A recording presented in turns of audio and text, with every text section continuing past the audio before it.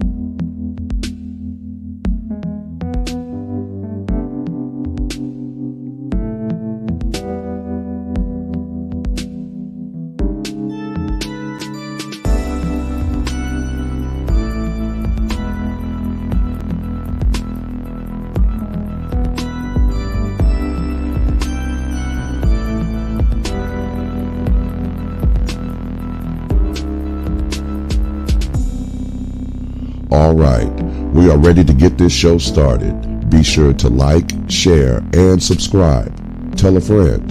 There will always be a perspective or some advice that someone can benefit from and use. Now, here's your host of the show, Shar Willett.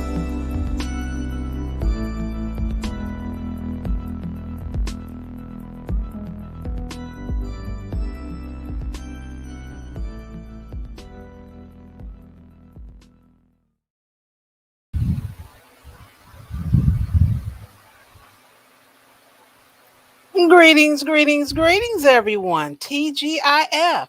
What is going on? What is happening? What's crack-a-lacking? And all that good stuff. Are you guys ready for the holiday? Did you spend your entire check on meat to feed people that you don't even like? You only see once a year. And then they have the nerve to take 2 plates home. Are you ready for that? I know you are.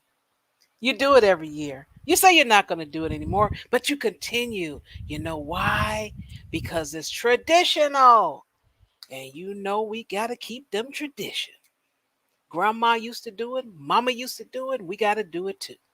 Oh, yeah. I hope you guys are doing well and healthy. and all that good stuff, because that's important.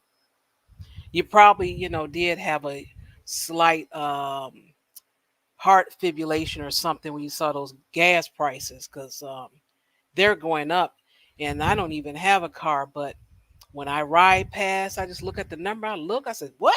I did a double take. I was so used to seeing three something. I'm seeing four something. I'm like, whoa, what is going on? Like, I guess they got a holiday gift for you. Pay more, drive less. That is a shame. That is terrible. But that's what we got. Everything has gone up.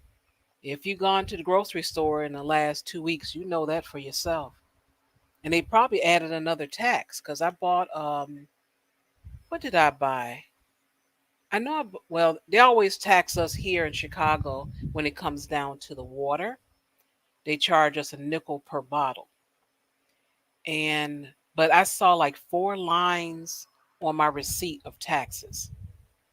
So I need to investigate that to see what's going on because I didn't buy any um, wine or anything because I bought some already. I have that. So I'm like, okay, where does this come from?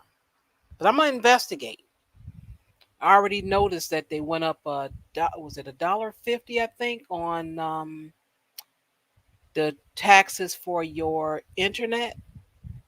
Or at least I'll just say Chicago.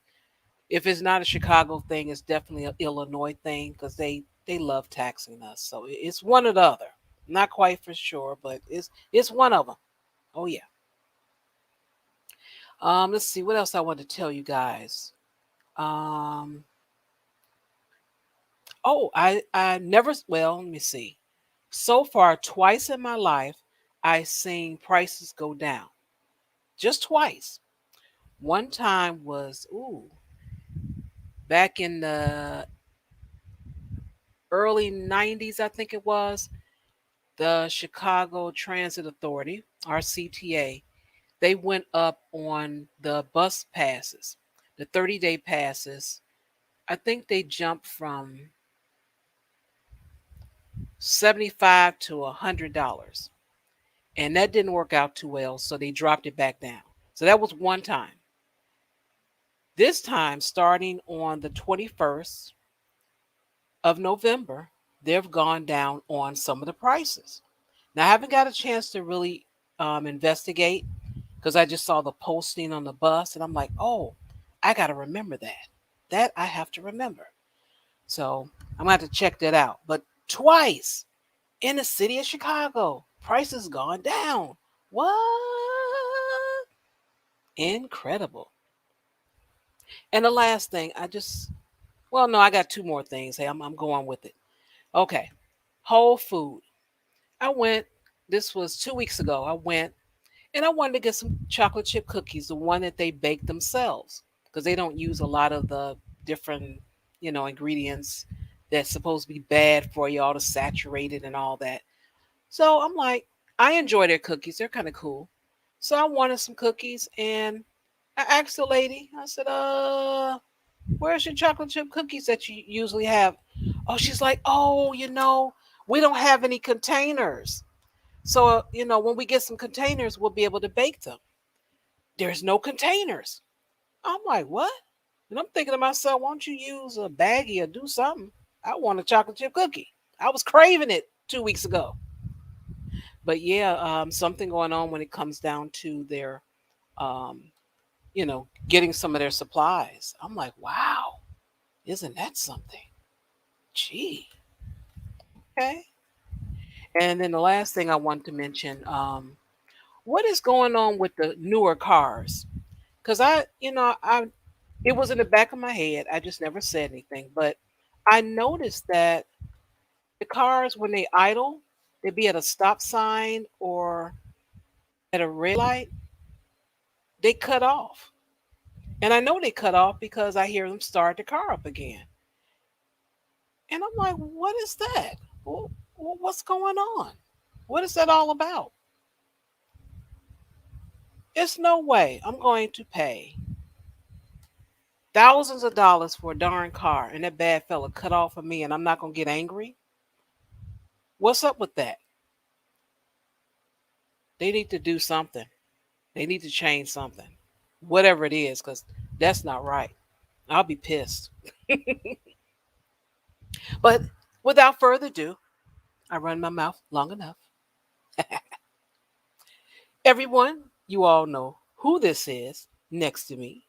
The lovely, the wonderful, the beautiful, classic Ruby, everybody. Yes, yes. Why, hello, ladies and gentlemen. Hello, hello, hello. Listen, I don't know what happened. It ain't my fault. I went in. I see Shar. I was a big girl, right? I was like, okay, Yeah. I could go into StreamYard, click it myself, and then it just brought me on to. I was like, wait, what? I'm supposed to be in the back. How do I go to the back? Let me in the back. No, it didn't let me in the back. So here I am. Voila! Right? How are But you? I gotta say, I'm feeling not too shabby now. And the reason why I'm gonna tell y'all, I don't care about you and your gas prices because Mm-mm. because of America, the gas prices everywhere else have been astronomical since about 2002. So Ah. yeah, that was the first time. That was the first time our gas went from 69 cents a liter to over $1 a liter. Now, there are 3.75 liters in a gallon. Our gas has been well over $1, some of $1.30, $1.40 a liter for a good minute. So when you said, "Oh, it went over $4," I went, "Yes, getting closer to average." Right? That was it. I was just like, "Good."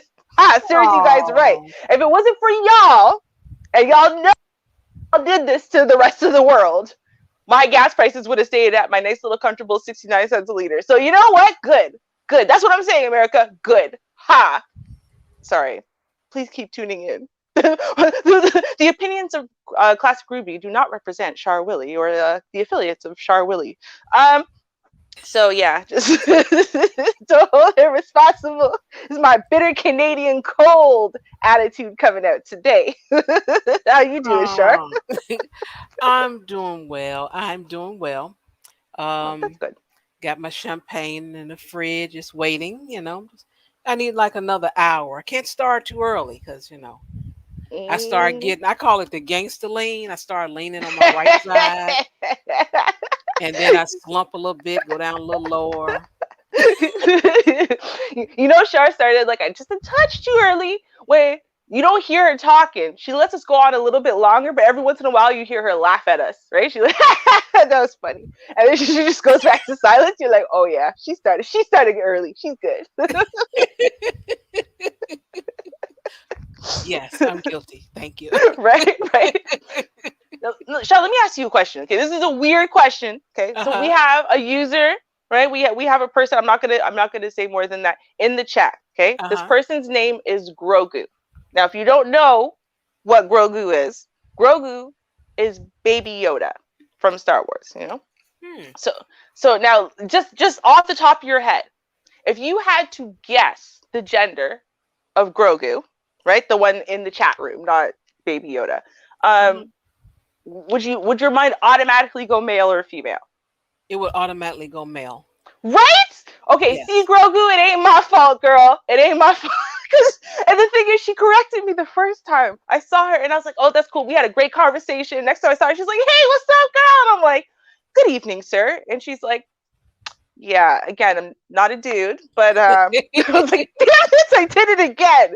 Yeah, so this whole entire 2 minute segment was just to justify myself. I apologize. Again, I'm so happy you're here. Happy everyone is here because I know Char's got some stuff for us tonight. I know, I know. I saw the title. I saw the title, girl.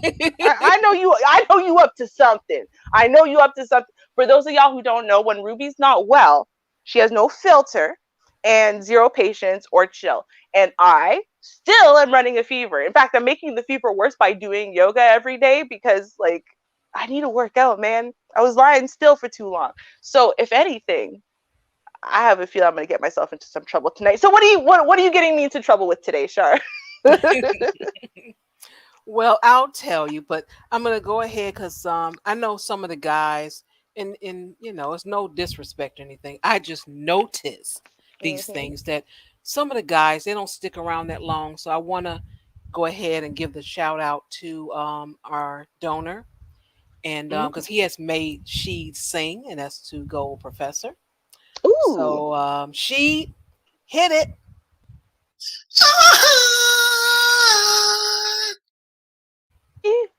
You see, she. This is why every time I see you, hello, my angelic songbird. How are you this evening? So beautiful, so beautiful. Okay. Our I'm hoping, some honest conversation, because that's what I always look for, honest conversation, and you have to give um some history or something. That's the only way to really have an honest conversation, just not regurgitate something you heard somewhere or what other Mm-hmm. people say or talk show, yada yada yada. So Mm-hmm. this young lady had a long-term relationship, and she had to do something different and just do something in general to feed her children. So Oh boy. yeah, Okay. so it is what it is. Whatever, she chose to do. Them children had to eat, and I guess no GoFundMe or whatever. So hey, you do what you have to do. So that's it. Yeah. Uh Okay. huh. Mm-hmm. Yeah. Yes. I'm very worried about what's going to come out of my mouth. All right, let's do. let's do Ah, this. don't be like that. Don't be So worried. Okay, let's do it. Okay. I'm ready. like that. All right. Let's see. I don't remember hidden sound, but let's see if there's any sound. You'll let me know. Okay. Facebook people. Oh, hey, Yep. girl. Hi, Facebook. I see y'all on Instagram. All right, what's your name, boo? Janika. Wait, hold on 1 second. Let me just post this. What's your name? Janika. Janika. I like that you got the camera set up. Yes, That. ma'am. How do you spell your name? How you doing, beautiful? I'm good. How do you spell your name?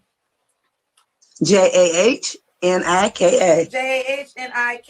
Janika. Where you calling us from? Cincinnati, Ohio. Cincinnati, Ohio's in the building. How old are you?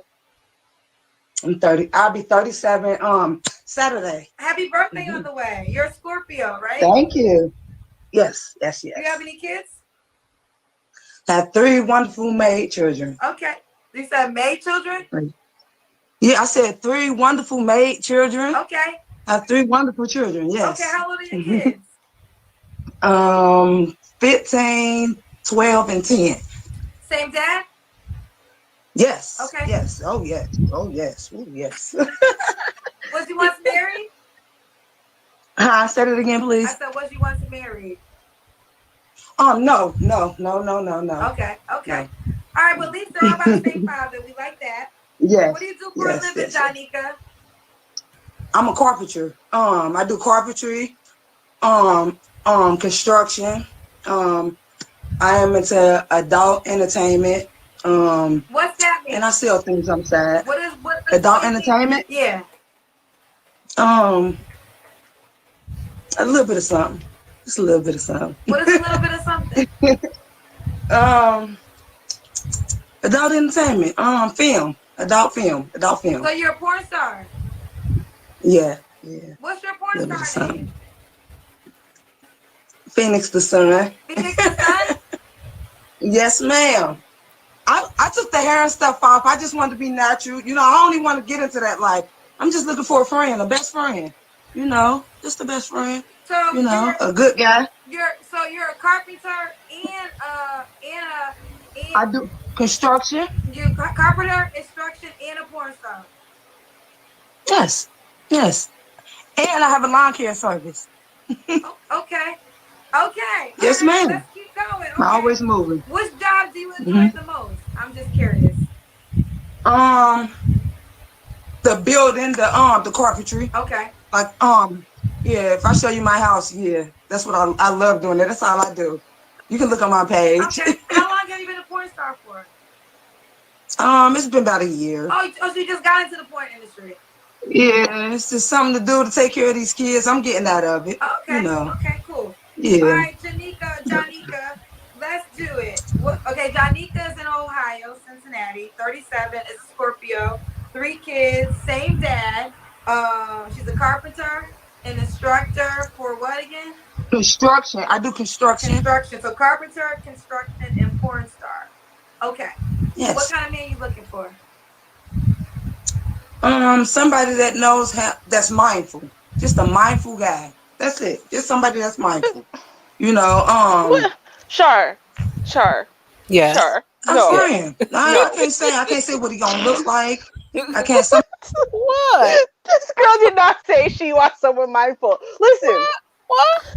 I'm going to start off at the beginning, and I'm going to say I blame her mama. Listen, I do think that there's something to the names you give your kids, okay? So it's like, and listen, anyone who's got a Nikwa or Nika at the end of their name, no disrespect to you, okay? But it feels like she both wants to be Jesus and the whore, right? Like in the story, right? Because you got Jesus the carpenter, and then you got Mary Magdalene the whore, right? And she decides she's gonna mix that together, just like her name, Ja, and then the Nikwa. You put that together. She wanted to live out her name. That is the first thing I thought when she said, "I'm a carpenter." And, oh yeah, and work in adult entertainment. Okay, I gotta take care of these kids. Okay, but she's 37 years old. Let's not lose track. She's 37 years old. She had her kids at 22 years old, at 25 years old, and at 27 years old. So she wasn't some little kid who first had kids, okay? She was grown. Okay. She had kids.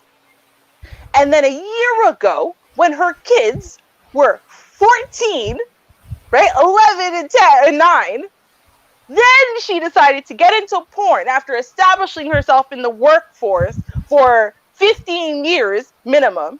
Then she decided she needed porn to take care of her kids. Let me ask a question to anybody who's listening, because I don't understand. Okay. When you're 30, I'm 37 years old. So I'm holding her to task right now because I'm 37 years old. And when I was 22, I wasn't the most responsible person on earth, right? At all. But, right, if she had her kids at 17 and she's 25 now, but she had them at 22, and she managed to feed babies who are very expensive to take care of. Yes. Without selling her ass. But now that they're the cheapest that they've ever been, now she needs to get into porn. She stays in porn for a year and then goes, but I'm trying to get out of it. And then the first thing on her list is she wants someone mindful? What sounds mindful about the way this woman runs her life? That she thinks that she should get a mindful kind of man. A mindful kind of man would be like, oh, well, I understand you're so irresponsible with your money and your life choices in your late 30s that you ran out of money and had to go make porn to make ends meet a year ago. Not when you were a kid, when you were 36 years old. But she wants someone mindful. I'm going to have to, well, because I know the full story, I know the full story. But what I have to say about it is it does take a lot to feed that those teenagers. You got 2 teens and a 10-year-old. Them some boys. They be eating. They be eating up all the food. Okay, So, that's she true. needs some money. Okay, that's true. Teenagers do cost money. I'm not saying that they don't cost any money at all, right? Because I just said they're cheaper. It's cheaper than buying diapers and wipes and formula and baby food and all and clothes every 10 seconds because they just don't stop growing, right? Like babies are more expensive. They really are, right? And it's not like she said, I got to pay for these kids' college funds coming up, right? No, you just have to figure out how to feed them. No, Sure. Been going all the detail, Let me ask you a question. Okay, no, seriously. Because I've been out of the workforce for a minute, right? Okay. And I've never claimed to be the type of person who doesn't want to be a kept woman. I do. I'm very happy in this position. However, last time I checked, right? When you start a job, let's say you work in, I don't know, I'll just pick carpentry, let's say. And you start in carpentry. Don't you get better over time? right? If you do it for Yes. 15 years, let's say you got better overtime, right? And the better you get, don't you tend to therefore make more money at your trade, Yes. right? Okay, but she doesn't have one trade, right? She's a carpenter and she's a landscaper, and I feel like she says something else too on top of the porn. So Construction. construction, which Yes. pays hella well. So she does construction, she does carpentry, and she does landscaping. Those are all three service, physical labor type jobs that you tend to get paid more and more. And be able to get more and more contracts and stuff like that the longer you do them, right? With the more experience that you get in them. That's why people get into trades, because it's actually really lucrative. Once you get yourself established, you're pretty set with one trade. She has three. What did she need the porn for? Like, how irresponsible is she that she needed porn at 36 to make ends meet when she has three other jobs? She got three jobs. Well, she didn't start when she was 36. She said she's 36 now. She started porn. She said she's been in porn for 1 year. Okay, What? 35. No, she's 37 now. So she started porn at 36. See? Okay. See? It gets less and less reasonable. Well, let her, she want to have some fun, make some extra money. She ain't got no pension. I can understand this. Girl. It takes a lot. Okay. But she didn't say that, though. That's what I said. Listen, if she said, listen, I got to pay for these kids to go to college. I ain't got no pension. I needed to start putting some extra money on the books. If that's what she said, I wouldn't have objected so strongly to her going, I want a mindful man, No, you don't. No, you don't. You want fun. You want someone to scratch them itches. But that's fine. Don't say that. I want a drug dealer. Because that's like, you know what I mean? Like she's at that phase of life now, maybe. No. Like, Okay, go ahead, Vonda. Hey, Char. Hey, Ruby. Hey, girl. Now, okay. Now, this woman, she is employed. She knows how to work. She can support herself.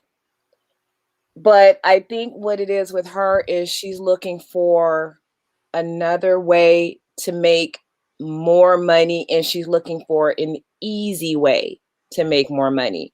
So when she said, okay, she got into the porn adult entertainment, that's not the end goal for her. It's for her to get into that, to find someone to sponsor her. Because when she said, I'm looking for a friend, she means she's looking for a friend with money. She's looking for a friend with benefits, and not the benefits of having sex. She could give less than a damn about the sex. She's looking for a man that's going to give her benefits, in the form of cash. I agree with that to an extent. The reason why I'm going to add in that she does care about the sex is because of the age. Because your 30s is your sexual awakening. That is when your body finally sexually matures. Yes. Right? Oh. Yeah, no, for real. And then suddenly you're like, oh, that's how it's supposed to be? All right, let's do it again. Right? So I do think that there's definitely a sexual element in there. And that's why she said friend. Because otherwise she'd say she's looking for a sponsor, right? She's looking for a sugar daddy. She said she wants a friend. A friend is someone who is sponsoring you a little bit. But they also got to, put it down. Because if they can't, then they're not being very friendly. You know what I mean? Like, I feel like we know which terms mean what. When she says he's just a friend, he's not paying her bills. I mean, he might pay some of her bills, but he's putting it down. You know what I mean? We know what friend means. I don't know. That is just so crazy. Listen to who knows, right? I'm willing to listen to the rest of this foolishness story. Let's hear her out. Let's hear her out. Like that. I'm gonna mute myself and everything so that way you can't hear me yelling at the screen. Ron, do you have any other thing to say? I mean, Ruby just came out of the box and just you heard her. Well, my initial thoughts is like, I'm listening to her, give out her whole repertoire, what she does. And then like she could add something else to it. She's going to add, you know, a sexual component to it. And for a lot of people, 37, 36, that's a little late in the game to be putting your puss out there to, you know, get that work. I mean, that's, you know, she's got, you know, teenage kids, and she's like, okay, now let's put the puss to work. And I'm like, lady, Right. I mean, how, you know, so that's why I think she's trying to get herself set up before everything goes south. You know, next 10 to 20 years, everything's going to go south. It's going to all fall. So she's trying to get herself a sponsor on her team. She's trying to build her team. Let's be real. She's had 3 whole kids. Things already started heading south long ago. So but I do agree. I think she wants a sponsor. It's literally the way it is. Okay, I know we always talk about female nature, male nature, but no, human nature is built as such, right? Women are built as such, but so are men. Okay, if you are born and raised in particular environment, you have different life cycle strategies that literally get set off in your brain. I swear, this is an actual thing. And so if you raise someone in, let's say, a hard knock life environment up till the age of 9 years old, that's going to set their brains off in one direction. If you raise them in cushy, coddled, everything is easy, there's no danger type of lifestyle up to the age of 9 years old, it sets them off in a different direction. So I'm going to guess she was raised in column A. Why? Because normally you start puberty earlier, you start being sexual far earlier, you start having kids earlier, you have more kids, and you invest less in them.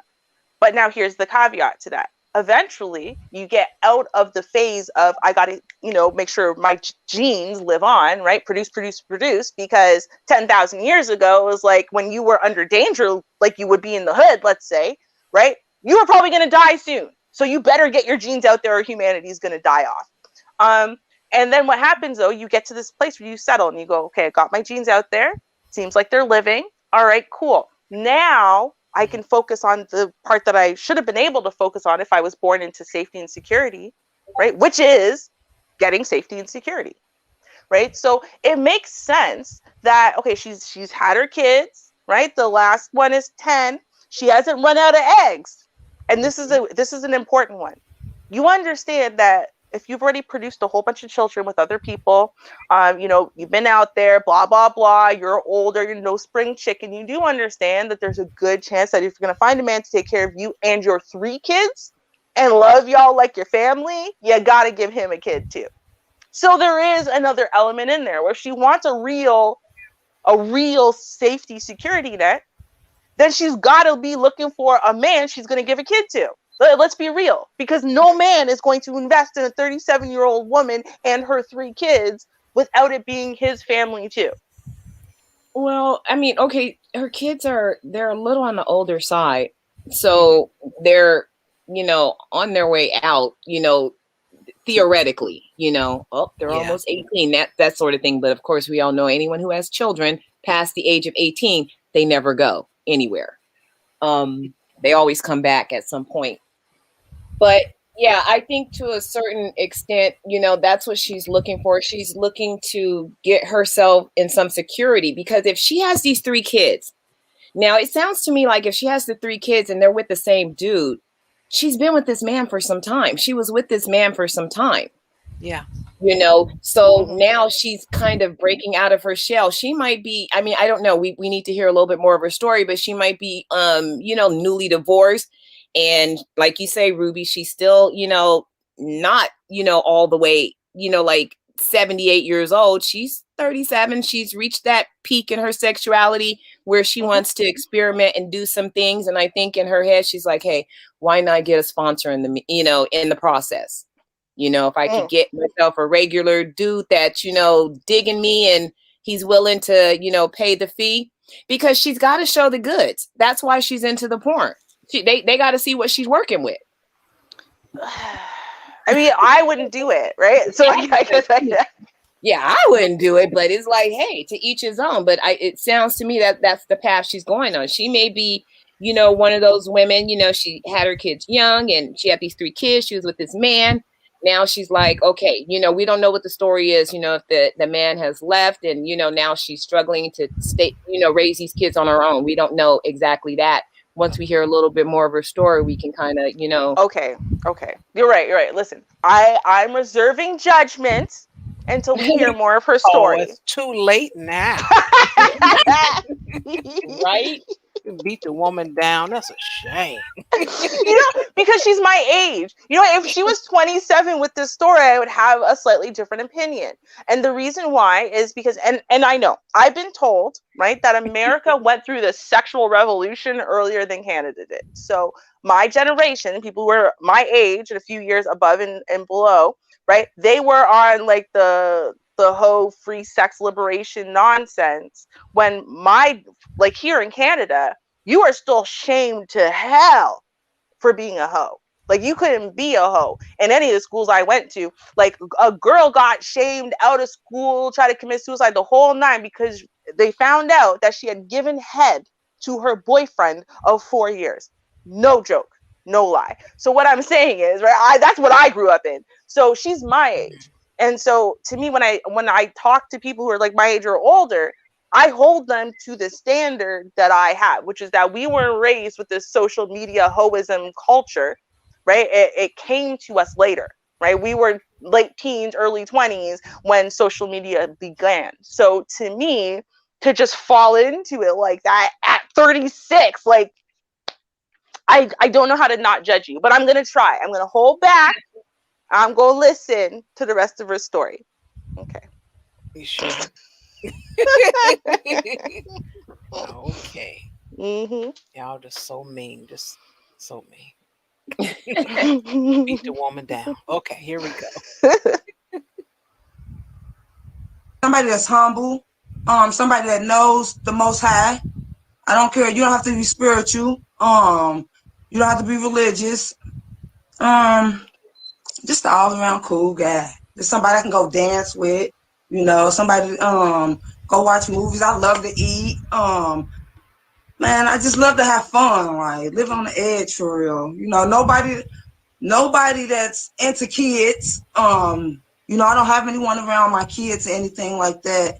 Not right away. So, just somebody that's about me. You ain't got to worry about my kids. Don't worry about them. Worry about me. Just me. Okay. Just me. Can he have kids? Let's laugh.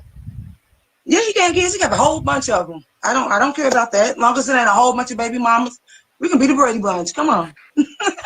I love children. I do. So I've had multiple men on my show that have I have literally 3 guys that each had like 7 kids or more, but different women. So you would date that guy? No. I said not with multiple men. Okay. I mean multiple women. Not multiple women. I can't do that. Okay. I can't, I don't want to fight. I'm not a fighter. Okay. I don't want to fight. So listen, the people in the comments think you are either inebriated or you might have smoked something. Have you did either tonight? I've been drinking wine. I'm sorry. I done had me a couple of aphrodisiacs. I'm just, enjoying life. I had me some wine. I'm sorry, y'all. Listen, I'm just listen. The comment people, they detectives, honey. So they always gonna tell me what they think they see. Guess what? If I worried about that, I'm gonna have the things I got. I ain't worried about them people. That's right. Want to start me a GoFundMe? I'll take that too. Yeah. Janika, what's some deal breakers for you? Deal breakers, molesters, pedophiles, somebody that don't have to get up and go. Have you ever dated a molester or a pedophile before? I actually ran into one, and it hurt me so bad. Like, because he was a pretty cool guy. It happened a while back, but I can't deal with it. I can't deal with that. I have children, So, yeah, I ran into one. So I've been sitting back, I've been by myself for a long time. Like, so, Okay. It is what it is. So you've been by yourself for a long time. When was your last relationship? My last relationship was my kid's father. We've been broke up maybe 2 years. Okay, 2 years. So let me ask you this, Janika. I know you're a porn star. When's the last time you had sex, but not because you were getting paid? Ooh, that sounded terrible. Yeah. Probably about 18 months ago. 18 months ago was the last time you had sex outside of your porn star job? Yes. So what's the reason for that? She's I'm a just hoe not the now. one to just give. Only because I'm built a certain way don't mean you have to have me. You know, I'm that type of person. That's why I say I just need a friend. I'm not the type of person who just give myself up. I believe in soul ties. So I feel like if I have sex with you, Is then I done she? had sex with everybody you done Sure. had sex with. You know what I'm Sure. saying? So I'm just that's just me. You know, I was raised early, taught early about diseases.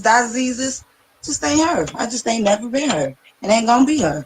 You know, She that's me. is she out of her mind? Okay, listen, I Oh get my it, god, Phoenix. No, Her we're going back to sister, Anita. though. I get that. I girl, get I can't.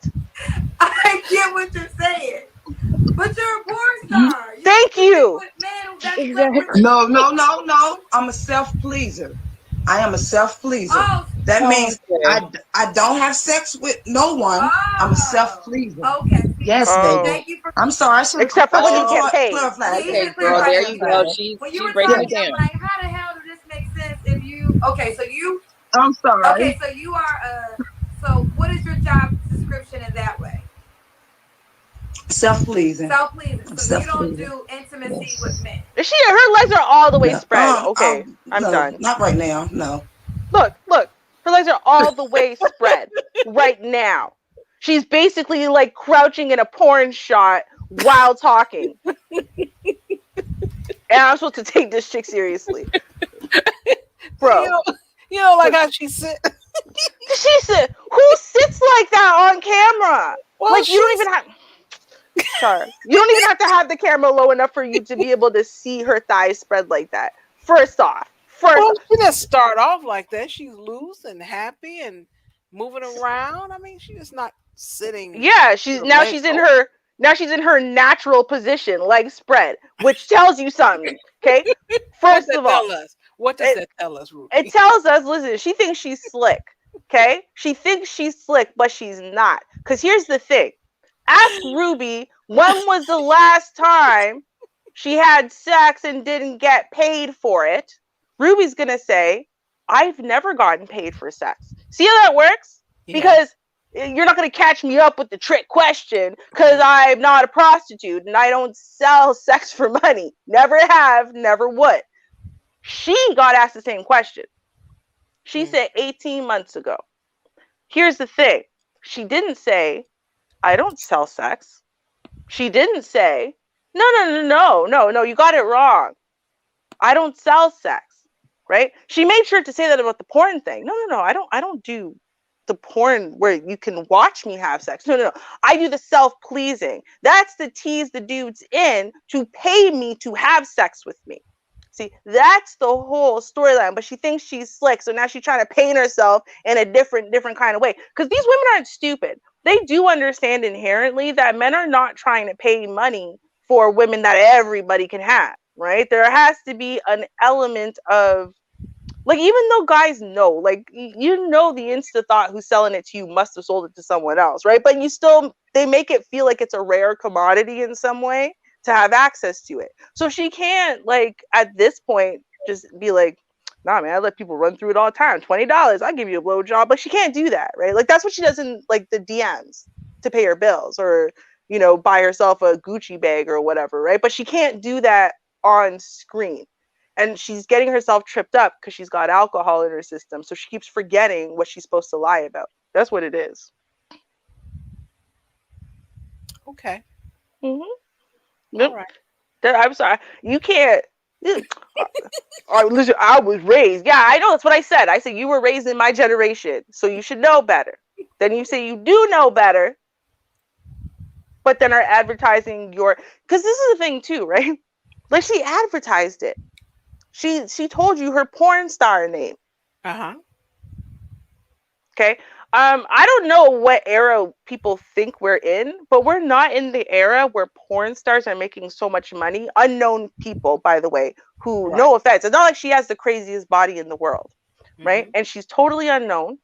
I mean, she's got a cute face. Don't get me wrong, but like she's not like little Miss Super crazy bodied, right? And men are paying lots of money to watch her just touch herself, and that's it. I don't believe it. I'm gonna be real. I don't believe it because of the way that things are now, where you've got people like Lana Rhoades, who's a very popular porn star, who is making lots of money, who had to do more and more treacherously disgusting stuff because there's so much free access to porn now that even like just normal missionary is not enough, right? Like, but do you see what she's doing right now? I mean, she's on Kendra G right now. By now, I'm sure a lot of people know what Kendra G show is about. It's about, you know, her, you know, the dating and meeting people. So now this is what this woman's doing. She's going into her, you know, her advertisement. You know, she's made it clear. Okay, listen to her story. I'm going to tell you what her story is. She came here and she told us she had 3 kids with the same man. They were together up until about 2 years ago. So she hasn't had sex in 18 months, a year and a half. So now she's trying to supplement her income and she's trying to get into porn. Now, I think, you know, Kendra is being, you know, way a little bit too gracious, but you're a porn star. Just because you're in porn didn't make you a star. I mean, she's not a star. That's used way too loosely. When someone is in porn, they always get that star at the end, and I don't know why that always happens, but this, like you say, no one knows her. This woman is not a star. So then she comes and she says, I'm looking for a friend, you know. Oh, I'm not out there having sex with guys. Wait a minute, let me explain. I'm out there displaying my goods. I'm advertising. I'm looking for someone who has money, who wants to come in and have a one-on-one situation with me, you know, a pay for play type of situation. And that's what she's looking for. She's not trying to go out there and bang, you know, like 50 guys for, you know, $10 each. She's trying to find her a steady Joe, a steady John. I think she's looking for more than one. Oh, she might. Hey, if she got 5 of them that are all giving her money, but that's what she's looking for. So she's advertising right now. This is what I do. You know, got her little leg all up, and she's doing her little you know, Indian style pose and stuff. And I got a little wine. She's not very classy. There's nothing classy about this lady. I mean, if you look at her demeanor, you look at how she's acting. I mean, I don't know what she thinks she's gonna get with her presentation. And I'm gonna go back to the presentation. It doesn't matter if it's a man or a woman. I think if you're, but it all depends on what you're looking for too. If you're just looking for just somebody who has a green pocket, a full pocket, then maybe no, she still should have did better. No, I agree. I totally agree. It looked like she just rolled out of, you know, dance class or something. She looks like she's sweaty, you know, like you know, maybe she's been sitting around in that all day and she's done sweated off in it. You know, it's not, the presentation is not good. And then to come on and say, yeah, I'm in porn. So immediately you think she's out there banging, you know, a bunch of guys in a nasty, sweaty situation and she's getting $10 a pop, or it's not a good presentation. So I don't know what she thinks she's going to get with that. And she should not have come on with the wine. She should have had a clear mind. If you're doing business deals, honey, don't do your business under the influence, inebriated. Right. Don't do that. So but then again, this could also be another case. If this is a woman, we don't know what her situation is with regard to her kid's father. If this is the man that she's been with for many years, and maybe she's not been with other men. So she's getting her buck wild out now. It's like, okay, now I'm just out there. You know? I don't believe that. I don't believe that at all. And the reason why I don't, right, is because in general, when you find people, right, who are very limited in their sexual history, as far as like, you know, they didn't sleep around too much, they were serial monogamists, or maybe they were virgins until marriage, or maybe 1 or 2 people before marriage, and then that was it. And they don't go to porn. They don't. Because they have a completely different conception of what sex means and what their own personal virtue means to them, right? It is part of their integrity to not just spread their legs and give it to everybody. So that's thing number 1. Thing number 2, though, people who have that limited sex history like that, like they got, you know, their sexual partners is in the single digits and stuff like that, they're not saying stupid shit like she's saying. They're not saying, no, I don't want a man who's gonna, you know, be able to be a good stepfather, and, you know, actually come into my life, we get married and have a family and settle down. No, right? Like that's what somebody who actually has that type of mindset would be looking for. They'd be looking for husband number 2, or they'd be looking for something that could turn into something serious, because they're not about to just spread their legs for some fun. Right? Because if they wanted to do that, it would be in their nature and it would be in their history. So unless she's lying and not all those children belong to that one man that she was married to, right? Then I don't believe that that's what it is. I don't. I think that she was hoeing before. She might have been hoeing during, and now she's hoeing after the marriage. That's what it is. Dang, so cold. That's just if she was Wow. married. I'm just saying. Well, I mean, you know what, and you know what, you're very well within your rights to come to that conclusion. I mean, she put the whole spread out there, you know, for people to look at it, judge it, and make Literally. their own.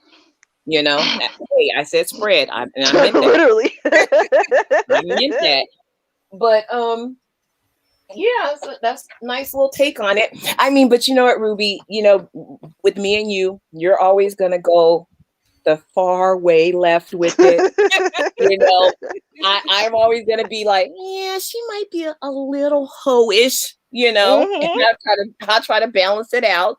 Like you, like, oh no, if she's doing this now, she probably been a hoe her whole life. I'm like, well, maybe she just hoism. I don't know.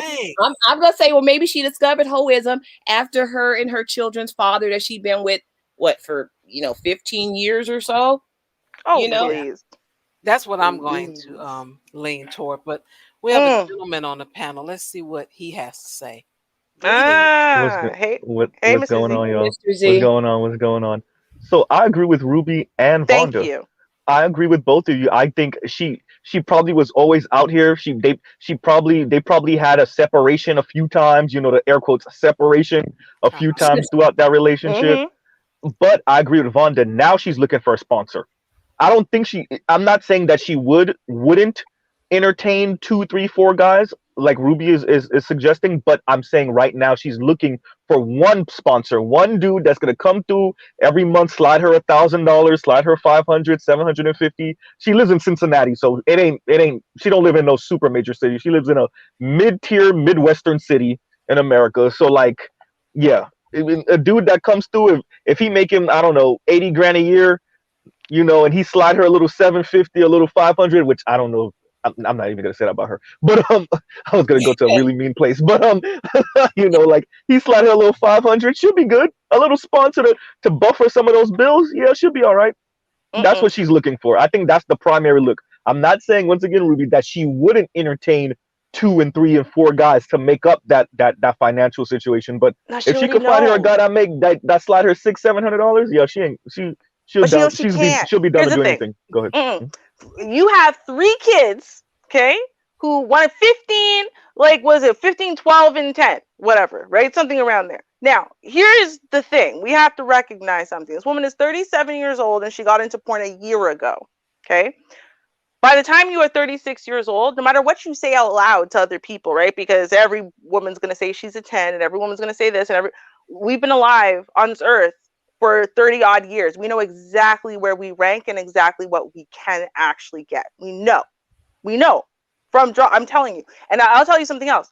I know women who work in the sex industry.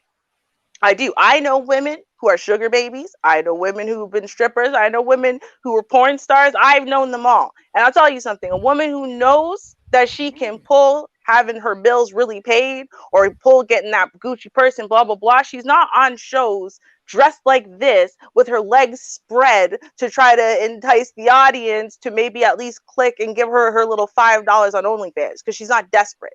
So doesn't that clearly not make her a professional, though, Ruby? Look at how she's presenting herself. She's not a professional. She's just getting into this, and she is stumbling hard. I mean, she's a hoe. The worst thing there is, I mean, you know what? Being a hoe, that's relative to the person who's doing the hoeing. But you know what? Young hoe, that's one thing. But when nothing worse than an old hoe. I'm sorry. You don't get to be 37, 40 years old and be like, guess what? New career change. I'm going to be a hoe. No. With Wait, boys, okay, look. with boys. Neek Jesus said it. Christ. You're absolutely correct. And I didn't even touch on the fact that she has sons, because you know what? I'm sorry, lady. Those sons are going to find your page if you're trying to hide it. But who knows if she's trying to hide it? I mean, she's on Instagram or YouTube with Kendra G. She ain't trying to hide nothing. And that's why I know she's an actual hoe. But see, like Neek just said it. Dang. She said she is not in proximity of any man that makes that much money. Now, see, I agree with that. I think that's actually exactly the issue.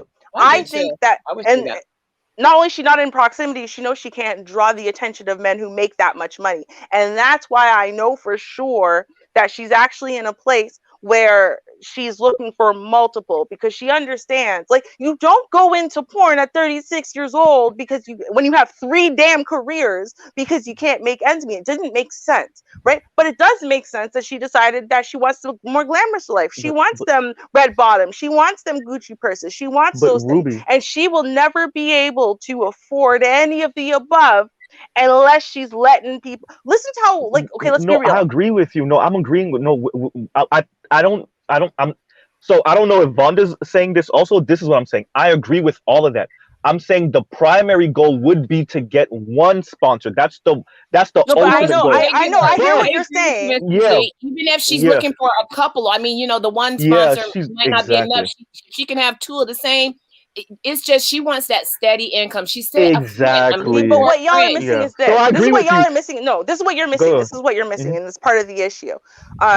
There's a difference between a woman who is a sugar baby looking for one sugar daddy and a woman who's looking for more, like just more and more and more and more, because one will never be enough. If she finds the guy, let's say she lucks out and she finds a guy who's willing to pay all her bills, guess what she's going to look for? Another one to pay all her bills. And then she's going to look for another one to pay for a car and look for another one to buy her those red bars. It's never going to be enough because she got into this for a reason. She didn't get into this because, you know what, she just likes being a kept woman. She doesn't like being kept woman. In fact, she likes doing things that we would say are typically male-dominated careers. She's never been a kept woman. I can guarantee you that. She's I agree with that. Even though she had those 3 kids with that man, we don't know what type of man that was. Right. This is a hustle. This is another hustle. I don't want us to forget, and I'm on a panel with a bunch of women, so y'all could tell me if I'm wrong. The delusion. So Ruby said something. And as a man observing women, my 35 years of life, I always find it fascinating that y'all know that this nigga ain't fucking with me like that for real, or y'all know I'm not gonna win in this game, or y'all still like commit with all the passion in the world, and then when y'all lose, y'all throw the biggest temper tantrum like you ever had a chance of winning. That's what I feel like I'm looking like at with her, right? Like what we're saying with the number one sponsor thing. This is in my mind a last ditch effort, and like you were saying earlier, Ruby, before the gravity starts hitting, or I think it might have been Vonda, before the gravity starts hitting, before all of those things start happening, this is that Hail Mary pass to the universal God of, please let me get at least one, or let me get 2 or 3 or 4. Exactly. Because then she would look for it. She would look for, she's old. She's so old, right? Like, let's be real. 37 is old for this. So if you're looking for one sponsor, it is. Right. It is. If you're looking for one person at 37, you're looking for a husband. You're looking for a commitment. You're looking for someone who is going to meet your kids and be a stepdaddy, because you know that's what she wants. Freedom.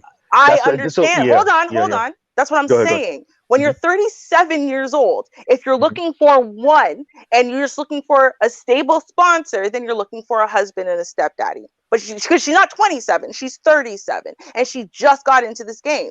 And she got into the game, and it's like when power is addictive, money is addictive, the lifestyle is addictive, right? Y'all pointed out earlier, her kids are a little bit older now. She has to commit less time and energy to them. The 15-year-old can babysit the young one, right? That means she can get back out in the clubs and she can start looking hot again, and she can get into that. But she's aware of her social standing. She was aware of it before she had the kids, and she's aware of it now. She understands that she can't get more. She doesn't have the youth or the beauty, right? Or the femininity, let's be real, right? For her to be able to run that game. That's what she's a hustler. Like she has a male mentality, hustler kind of mindset. And men are sitting there trying to find one hoe. They're gonna go get themselves 20 hoes, and if they can find the 21st hoe, they're gonna get her too. To, you know what I mean? Like she's on a hustle. But you gotta look at it like this too, Ruby. Then again, you have to realize too, she's new to the game. So just because she starts one way does not mean she's not going to end up another way. Right now, she's like, oh no, I don't have sex with people. I like do stuff. You know, they can come to my page and I do stuff. They can see me do stuff. But you know, what is she going to do when, you know, somebody offers her that fee for some me Man, time? you could smash for $1,500. Not even. I think you could smash for like 5 or 6. Dang. So she'll change. That's what I'm saying. She'll change. And then instead of, oh no, I don't actually have sex, she's gonna graduate to something else. Right now, she's just new. She don't know what she's doing. Oh, she's already having sex. She's on camera with her legs spread. Okay, she's having sex for money. She agreed that she didn't think this is the thing. She's very clunky with her whole get down. I mean, the presentation is not a professional presentation. It's not refined to a she's a hoe. But she's trying to put it out there because she's trying to draw some people to that page. She wants to draw people to the page, but here's the thing, right? She is not a professional because she's just got into it a year ago and she's older and she's getting herself liquored up to get the, you know, the bravado or the courage. But the fact of the matter is she decided probably after she met the pedophile, broke her heart that he's a pedophile and whatever. And she said, well, I'm never going to find love again. So she decided she's going to turn to hoe ways. And she decided she didn't want to be a stupid hoe. She was going to be a smart hoe, right? Because smart hoes at least make some money out of it. And that's what I'm saying. This is another hustle for her. She slept with people for money, but it's for money. It's part of her hustle. And that's what I'm saying. I think she's looking for bigger than what she's been paid, right? $50 for a blowjob, $100 for I actually have a question for the panel too after that. And something more consistent. Can I just say something before you ask that question? I just want to say, yes. Meek, she said, stop applying your high middle class mindset to this gutter snipe. You know what? I'm just going to make a disclaimer. For me personally, I always try to see like the good side of people before the bad side. And to be honest, I'm going to tell you guys in doing this show, I'm going to tell you, Ruby like will bring that part out first and smack me in the face with, not just like, wait a minute, Ruby, I wasn't ready for that. Ease me into it. But yeah, I just always like to see the good in people first. I mean, and people will eventually show themselves. There are lots of hoes with a heart of gold. It doesn't make them less of a hoe. Sorry, and that speaks to where I was gonna go with it too, which is like, okay, y'all go on y'all girls dinner date when y'all go to Fridays or something, or y'all go watch a movie and y'all 5 or 6 deep and y'all eating at whatever mid-tier restaurant. Let's say it's 8 o'clock, right? This is the last stop before y'all go home. And one of the girls that your homegirl bought is this chick, and she start talking like this. What goes through your mind? Because I wonder if women judge women, because at least the way y'all present to men oftentimes is this united front, like y'all don't be judging each other. Oh hell yeah, women judge other women. What do y'all say to this chick? Like, are y'all like whispering to each other or texting each other about this chick? Like, how does this go? Because I'm telling, like, men will give each other a look like this bitch is crazy, but whoever trying to smash, we ain't gonna fuck up your chance, right? But we both looking at each other like, nigga, this bitch is crazy, right? So like, what goes through your mind when a woman like this is talking like this when y'all out? You know what? For me personally, I try to understand where she's coming from and how did she get here. That's me. If she's presenting herself like this, and if she's willing to answer questions, well, I mean, how did you get into this? Why would you come and introduce yourself this way, looking for people? So, I mean, she didn't come on and say, hey, I'm 5'10", 145 pounds. And, I work here and I work there and I'm looking for, a decent guy. She came on and she went straight for the sex, because sex sells and she's looking for that sponsor. I mean, it's just the way she presented herself. I just don't think She's a very grounded. Listen, I'm gonna tell you guys something. She's a very grounded to me. I'm being real. A very grounded masculinity to her. Right, not the pop off and yell and scream that people are calling masculinity. I think she's very masculine. I think she tends to roll with men. You know, the energy in the house is very masculine. She doesn't really add a feminine touch to it. Oh, she does work in construction. Tool belt and she knows how to use it. She's a carpenter by trade. And construction. And landscaper, right? Like those, she gravitates towards male dominated things, and she has male dominated skills, which means she probably does have a male dominant mindset. With that being said, right? Because I have a male dominant mindset as well, and I have some male dominant skills. Now, with that being said, though, right? When I'm talking about me and my girlfriends, we still all have, even though most of my girlfriends are really very feminine in comparison to me, definitely. They don't think like her. Like they're not on the hoe tip. We all have similar virtues and morals. So therefore, they wouldn't connect and make friends with this woman for this woman to be brought into our space for us to judge her or not. She just wouldn't be part of us. She can live her life. She cool over there, but she wouldn't be part of us, because even though she has, on one side, she has an energy that I'm probably more comfortable with as far as women and interacting with them, her mindset and her virtue is off for me. So just the way that she thinks, and I know, again, like I said, I have friends who are in porn. I've had friends who are strippers. I have friends who are literally sugar babies. Like that's how they pay their bills.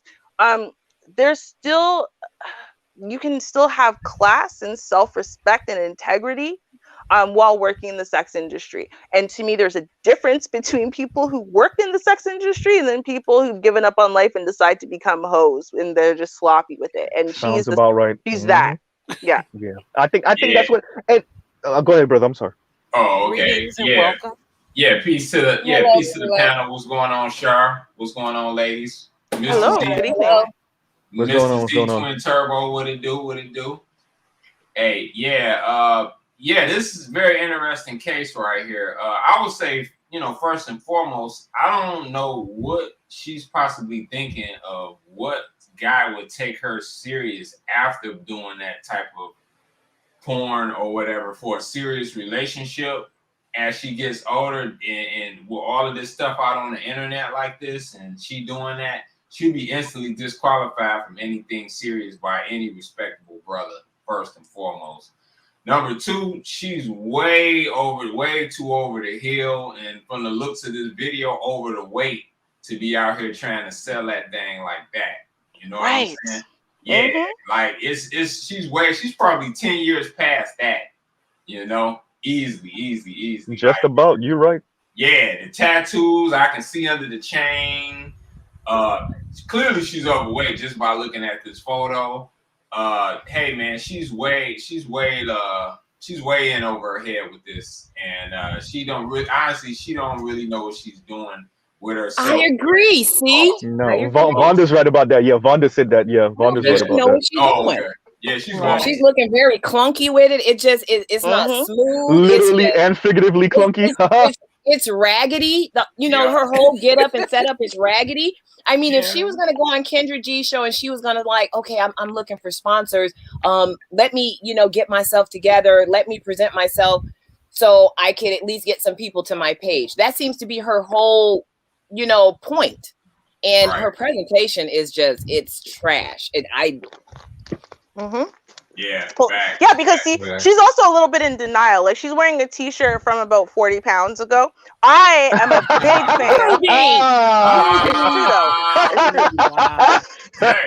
fan. Maybe 23 pounds, Ruby. 40. 40. Yeah. Don't do that. I agree. Let's give her 30 pounds. Let's give her 25, 30 pounds. I'm giving her 40. I'm giving her 40. Here's the thing. She might have been small and petite enough to fit in that shirt at that time. It really bothers me when people don't wear their size, when they don't dress. And I'm not even talking about if you're fat, then you can't wear this. No, it's not that. I'm saying that if you're a size 16, buy clothes in size 16. Buying clothes in size 10 does not make you look cuter or thinner. Ruby, you asking people not to be delusional. You're doing too much. They need the delusion, Ruby. They need the delusion. No, well, here's the reality. The reality is, if you want to live in the delusion, nobody is going to ever read the tags on your clothes. You can even cut those off so you don't have to know what the size is. But here's the thing: you look thinner when you wear clothes that fit you. And the reason why I think she's not even, she might be overweight. I don't even think she's obese. But the problem is, because she's wearing the shirt from 40 pounds ago, she looks a lot bigger than she is, because it looks like her arms are like dwarfing the shirt, right? Her body's like dwarfing the shirt. The shirt is compressing her boobs so they look smaller than they are. Like, she has literally, by putting on this one shirt that is clearly too small for her, made herself look so much more overweight and so much less proportional and attractive than she would have if she had just dressed her age and her weight. That's all I'm saying. I got Can we four also? things. I I'm think I sorry. got four things. Let's see. The first one is to answer Mr. Z's question. If I'm out and my girlfriends and this girl was here and she says some stuff, I look at her and that's it. What she does, I wouldn't care. But if she was going off with someone, then I may, have her to think about it, especially if she doesn't know the guy. But that's as far as I'm going to go. If it's brought up with the other girls that I'm with and they mention, I'm like, I don't know nothing about that. That was too much for me. I don't know why she's doing that. Maybe something small talk like that. And then that's it for me. Mm-hmm. And then No judgy eyes, Char. No judgy eyes. I mean, The eyes are part of it. Thank you. Yeah, you see how I caught her up, right? I caught you. Yeah, Look, hey, I've been around women my whole life, boy. Them eyes be telling the We truth. have a way of giving a look that, the look says it all, but hey, you don't have to speak on it. Yeah. Everything ain't for speaking on, but hey, you can look and think whatever the hell you want. Be like, what is she doing? But okay, now I'm on my business, let her be her, And then for 3XL, when you said that no, when we say nobody, I know you can't really mean nobody because it's working with somebody. So Yeah. I'm just saying. I can see a 60-year-old guy breaking bread on that. There you go. That's somebody. And you know what? I agree with you on that too, Shar. That there is going to be somebody. It may not be, who we have in our mind. Like, when you start thinking with all these terms, high value man, a decent man, a good man, you have a picture in your head. Hopefully you gentlemen see yourself like, oh, that's what they're talking about. High value, good man. You see yourself and you're like, oh no, there's no way in hell I would be interested in that. Is it a question of probability versus possibility? Because oftentimes, and when we get into conversation of the difference between men and women, oftentimes, we get into men. Oftentimes work off of probability, right? If you tell us there's a 99% chance we ain't gonna make it, the bravest of us will maybe still try, but for the most part, nah. But y'all could tell me if I'm wrong. Oftentimes, if you present that information to women, they're like, yeah, but it's still possible though. You ain't tell me it ain't gonna happen. Right? So I wonder if that's what we're seeing also is her kind of, like I said earlier, throwing the Hail Mary shot, to possibly get this man or these men that's gonna sponsor her. No, I think she's already gone through that phase. And see, because what happened is, right, for whatever reason, her and her husband divorced, right? So then she finds someone else, and she said the situation really hurt her. That means she thought she had found a new love, a new life, blah, blah, blah. She thought she had found everything she was looking for, and it was great, except for the fact that, oh, wait a minute, he's a pedo. Right. And so that was the last time she decided to commit her heart. And after that, she decided to get into this whole I'm gonna be a hoe then industry. So I think that she's beyond that point. And she's not really saying anything that's delusional, because delusion would be to say, right, well, I'm looking for a multimillionaire who's gonna marry me, take care of me, my kids, and move us to the hills. She's not saying that. Right? She said she's looking for a mindful man, but otherwise, what's she looking for? She's looking for a dude who's gonna fund a party lifestyle and blow her back out. That's it. That's all she's looking for. To me, that's pretty possible and probable. Like it's not like a rare thing that would happen. It'd be very easy for any woman to find that. So she's looking for a degenerate, but not one who will, is mess a pedophile. with kids. Yeah, right. not one that seems to be your only issue. Because she's looking for a different type of degenerate. Yeah, like she didn't even say, like, she didn't have any standards for what he would look like, right? His weight, nothing.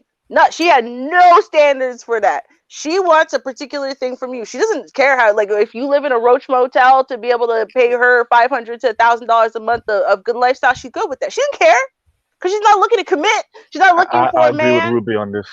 I right? agree with Like, this. so I think Mhm. she's pretty. I think she's actually pretty. I think she's almost pessimistic, which is why she's put herself into this position. I Because don't think it's an almost. This, yeah, but this speaks to what we're saying. The Hail Mary pass. This is the, like Vonda said. This is the Hail Mary pass because this is not a Hail she, Mary. her knees buckled once a couple years ago, and she was like, "Oh shit, I'm getting old." Right. This is No, the no. gravity's See, about to hit. This is all of that. no, Go. but I'm you're sorry. not Go ahead. making sense. Here's what Mhm. doesn't make sense about that. If you are in a position where you're saying, "Oh my God, I'm about to lose my Mhm. pull in the sexual marketplace," so therefore, what you're looking for then is a permanent solution to that problem. No, Yes, you are. No, no, no, you're no, not speaking from me. a rational No, place. I'm I'm saying not no. speaking from a rational place. I'm Go ahead. Go speaking ahead. from what that Hail Mary, everything that you're describing, right? Hmm. Because if you know you're about to lose your ability, that's what you're looking at. You're thinking, man, I'm about to lose my ability to get that type of financial security from a man. I have to hook someone in. When you're at the Hail Mary, right? You know this is it. If you don't get something permanent, then you have Right. nothing at all, right? So, That's But she true. doesn't right. seem Whereas in what desperate I'm though. saying, what I'm saying is this: she's given up. She thinks I'm not gonna get anything at all. So what I'm gonna do then is just focus on the fun and get whatever little crumbs you're gonna throw my way, and I'm gonna do that forever because there are old hoes who can still make $50 giving you a blowjob, right? She's basically, that's what I said, pessimistic. She's basically like scorched earth.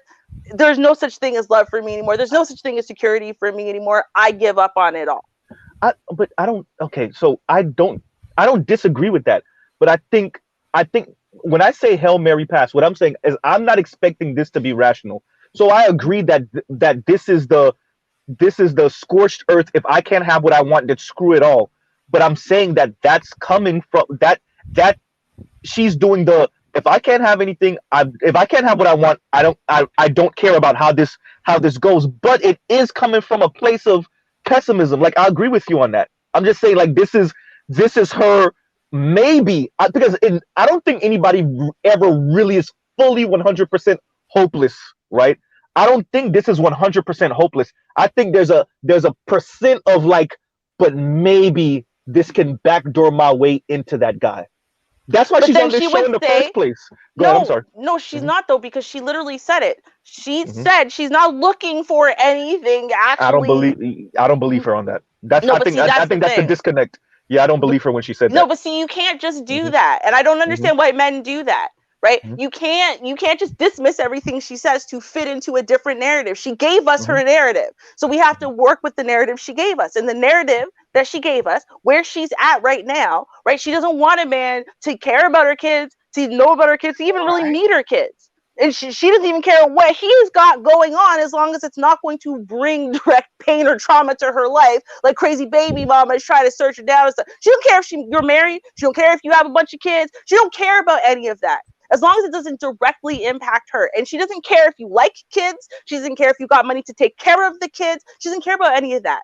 Right? So she's But already she outlined all of these things very clearly. And I'm telling you that when women are at a Hail Mary kind of place, this is mhm. it for me. I have 10 seconds to lock something down. They look for a permanent solution. Right now, I'm not saying that permanent solution would be necessarily, she would be saying, I'm looking for a husband, but she'd be looking for a man. And she's not But looking Ruby, for a she already man. told us she's full of crap when she got asked the question and she was like, "Well, no, no, no, I'm not. I'm self pleasing. Like we already knew she was full of shit. So like you're telling me to not believe her narrative and what she's saying, but she already told us she's full of crap. She got caught up already in the questioning, and it didn't even take a full 10 minutes, Hey, and she got caught up. So like that's why I'm like, I don't believe her when she said that, and Because you have to look at consistency. And so it's not just about believing one statement, because the Mhm, statement, whether you pull them out of context or you put it into context of everything else she says, including what mhm, she's been caught on, and what the reality is mhm. that it actually is very consistent with a woman who has fully given up, who is not considering anything and is not at the Hail Mary place. Yeah, she's nowhere near it. And actually that's consistent with what we know about what's happening in modern society in general, because modern society is telling women, right? Mm-hmm. 35 is no longer geriatric pregnancy. Actually now you have to be at 39 for the doctors to start calling you geriatric.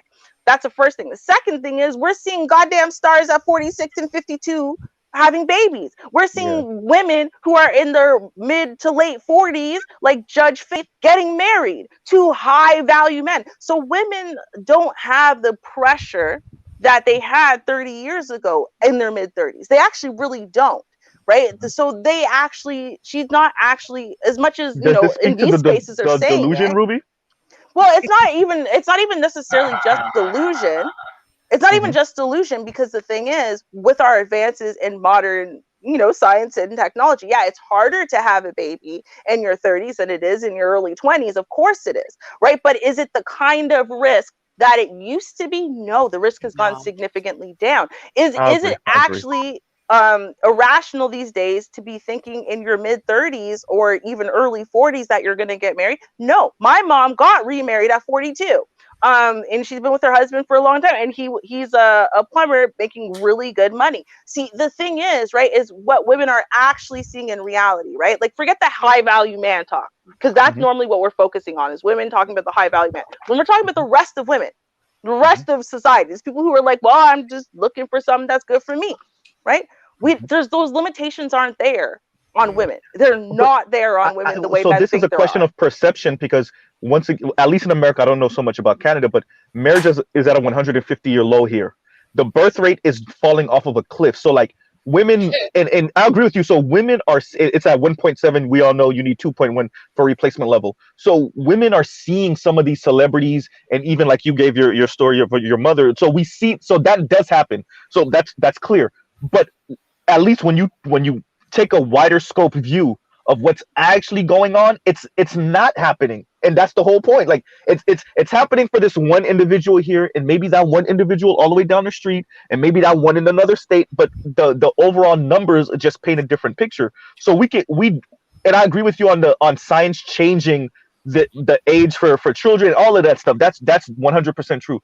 But men are clearly showing with their actions what we won't tolerate in large aggregate. And I think and this goes back to what I was saying about probability versus possibility. I think women look at the one-off situation and be like, well, it could happen. They're like, yeah, it could happen, but look at the numbers. Did you watch the show last week? Did you watch No, I the show didn't. I'm last week? sorry. Okay, No, I'm I gonna didn't. tell you, because here's the thing, right? So you've got different narratives depending on what group of men you're talking to. So, for example, in these streets, right, you hear a lot about, well, men don't care about your education, right? They just want a woman who's fit, feminine, friendly, cooperative, submissive. That's all they're looking for, right? And then you've also got high value men who are objectively high value men who are saying, the hell do I care about a chick who's gonna be submissive and cook for me and spread her legs? Like, who cares about that? I've been having that, brah. I need a woman who can add value. You need to add value with your intelligence, with your, yeah, I actually care about her education. Yeah, I actually care. So the thing is, right, is now, I'm not saying there's not a segment of men who think a certain way, but that segment of men doesn't actually represent even the majority, because you got men. Generally, I'm going to say this, we have a general issue where men generally overall are saying, I'm looking for a particular thing I'm having difficulty finding.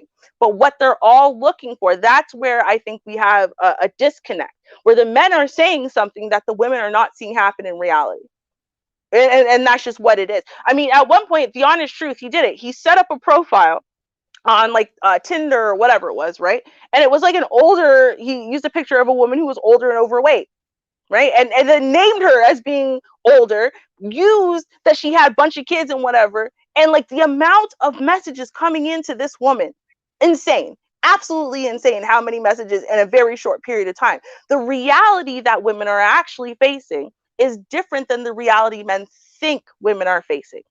But that's Right. not what the numbers are saying. Yeah, Like No. the What the 150. numbers are saying I'm is sorry. this. The numbers are saying two different things. And it drives me crazy that people don't see this. Because first of all, the 1 in 4 women getting married, that is actually flawed. You can go look at it and actually look at the diagram, look at the statistics. The statistics are that, yes, over 50% of Black women get married. 52% of Black women get married, whereas 48% of Black men get married. So that's the thing number one. Thing number two, though, which everyone isn't paying attention to, right, is that we have, first of all, we had the boomer generation, right? And that we always knew that the boomer generation and having so many of them was going to skew statistics and screw up statistics for Generation X and millennials because there were so many of them. So that's thing number one. Thing number two, though, here's the important thing.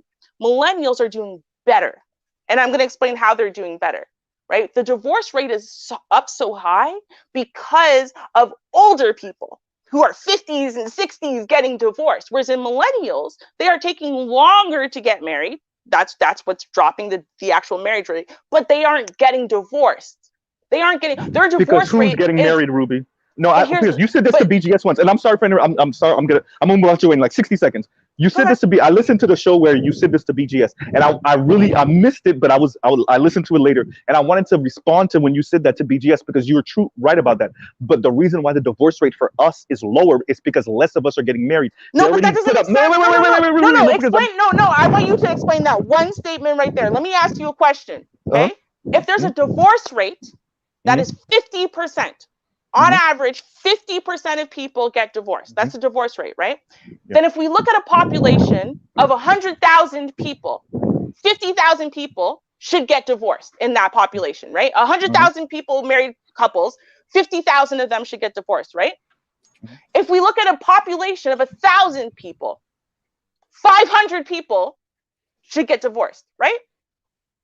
Yes, because that's how statistics work. It doesn't matter how big or small the group is. It doesn't matter how big or small the group that you're looking at of married people, whether it's 10,000 married people or 5,000 married people or 100 married people, the statistic should still apply, which means that on average in that group, whether we're talking about 100,000 people or 10,000 married people, 50% of them should get divorced. If the number is statistically significantly above or below that, but it doesn't matter who is getting married. Yes, it does, Ruby. No, it doesn't. Okay, no, it does. In America, it does. What matters for statistics go ahead. I'm sorry. What matters about statistics is what percentage of the given people who got married are getting divorced. That's what the statistic is talking about. Give me a chance to get this out. The issue that we have with these numbers, number one, is once you get under Xers, so young Xers, millennials, but definitely millennials, the divorce rate is lower for us because the particular people that are getting married are mainly, and actually they did a segment on this, and I don't have a problem sending the link for this. Breaking Points did a segment on this of essentially there was a book that came out maybe like 4 or 5 years ago called Dream Hoarders, and it was written by Richard Reeves, and he was saying that the top 20% aren't just hoarding the money, right? They're hoarding all the dreams and opportunities and aspirations. Now, fast forward 5-6 years later after his book was published, and by the way, he works for the Brookings Institute, what we're finding out is that these people are hoarding the damn marriages too. So those are the people that are the least likely to get divorced. That's the reason why the divorce rate is so much lower. It's because we, especially in a capitalist society, we pretty much put a price tag on everything, including marriage. And the people that are the least likely to get divorced are the people that are getting married. So that is what the reason why the divorce rate is lower. It's not because these people. Wait, let me land. Okay, go ahead. It's not that these people have a better character or that poorer people have a character flaw or any of that. It's that you literally gave the upper middle class, so about the top 25% or so, you gave them the ability to get married and then stay married. And everybody else, remember, one of the number one reasons for divorce in America is finances. So when regular people get married, they're more likely to get divorced. So they're not getting married. And by the way, they're least likely to have children also. Yes, go ahead. I'm sorry. Cool. So even when controlling for socioeconomic status, millennials are still only getting divorced at a near 30% rate in comparison to over a 50% rate in older generations. So regardless of socioeconomic status, because this is the problem that people don't do. They don't look at the statistics and the research when it is broken down by different groups. And so they hear someone talk about something and it sounds great. Yeah, that's true. Look, way more rich people are able to get married and then not have finances be a problem. Absolutely true. However, doesn't matter socioeconomic status, doesn't matter. The millennials and younger are still getting married, maybe poor people and middle class people are getting married less than the rich people, although there's way less rich people, so therefore, again, proportions. But anyway, the point is that when they do, their divorce rate is significantly down, even when looking at factors like socioeconomic status, when looking at factors like race. Okay, so what we have to do is look at the reality that yes, millennials aren't getting married as much as previous generations did, Not even as early. close. They are waiting till far later in life. The thing is, most of the millennials are not even completely at the average age, marrying age for millennials. That's number one. Number two, though, is when they are getting married, they are making better decisions. And so therefore, the marriages aren't breaking up even half as fast. Even in older age categories, you would think by the time you're 50 years old, right, you should know how to pick them by now.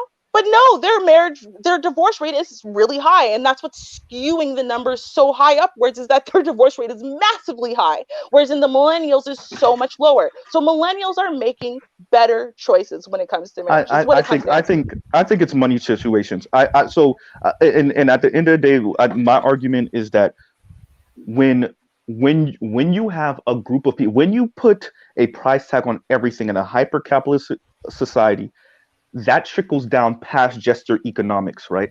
And so what you have, and I would argue is what we're seeing now, is that in what you conceded is that richer people, upper middle class and above, or somewhere near upper middle class and above, are the people that are pretty much getting married. And they're the ones that are the least likely to get divorced. So when you then focus on the divorce rate, right? My apologies. But yeah, when you then focus on the divorce rate and you notice that after a certain age, so once you get under the age of 40 or 42, those people are so much less likely to get divorced. It goes to reason that that's because the people that are getting married in that cohort are the upper middle class people that are so much less likely to get divorced, and the people that wouldn't be getting married maybe 2 generations ago, poor middle class, working class people, they're less likely to get married, which means that I said we're controlling for socioeconomic status. When I say when you control for socioeconomic yes, I status, know what it means. I know right? what it means. Okay, well then, means. if you know what it So means, then you understand why it is that your statement is invalid. No, my as an statement. argument. You know what? What I will do is maybe if Char has this again, I'll have all the links available so that we can go through it and then show. All you've got to do is this. Okay, Mhm. you have to look at the research breakdown when they break it down according to socioeconomic status. Because once you look at the breakdown of marriages and divorce according to socioeconomic status, then you will see two things, which is yes, according to socioeconomic status, the richer you are, the more likely you are to have gotten married earlier and in a larger frequency than the poorer you are. But with that being said, when you look at the divorce rate is still significantly down in middle class and impoverished and every socioeconomic class within the millennial groups and younger, which is telling us that they are making better marriage choices, period. Hey, Captain, let me say this right quick. Hey, Ruby, I know you ain't questioning the GOAT, Kevin Samuels, on this. Nah, he pretty much broke this down already. Well, if you're going to talk about Kevin Samuels, Kevin Samuels says that Black women only get married at a rate of 25%. That only 1 in 4 Black women will get married in a lifetime, despite the fact that the statistic he's referencing on Black demographics literally says that 52% of Black women have gotten married. Literally says that. Ruby, I will cash out Shar Channel 300 if you go live with him on his Instagram show. No, thank you. This. I would. No, you know better. Ruby makes a good point about after a certain age, the Black women's marriage rate does go up significantly. That's a fact. So she does have a point there, and because and this is where we get into like when you omit certain things. This is why you have to have a holistic view of these things and have them in context when you do research like this.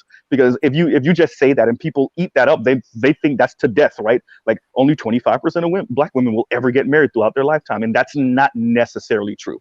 Right. Well, it's not true in the fact that 52% of Black women currently are married. And the statistic that he was using was that statistic. Now, the problem is that if you're not reading it correctly, right, and you're just taking the 25% of people who are still married, right? So there's only 25% of marriages are currently happily successful. But you have to take into account the people who got married but got divorced, the people who got married but are widowed, and the people who got married but are currently separated legally, right? So Yeah, those are still it's people who got married. So therefore, people are still going to get married. So but the problem is that because people are misunderstanding the statistic and passing it around incorrectly, what they are saying is that only 1 in 4 women are going to get married in a lifetime, and then 50% of those are going to divorce. So only 13% of women are going to stay married. No, what it's saying is only 25% of women are going to stay married throughout a lifetime, right? The other 25%, or so actually a little bit more than that, 27% of women will get widowed, divorced, or be currently separated.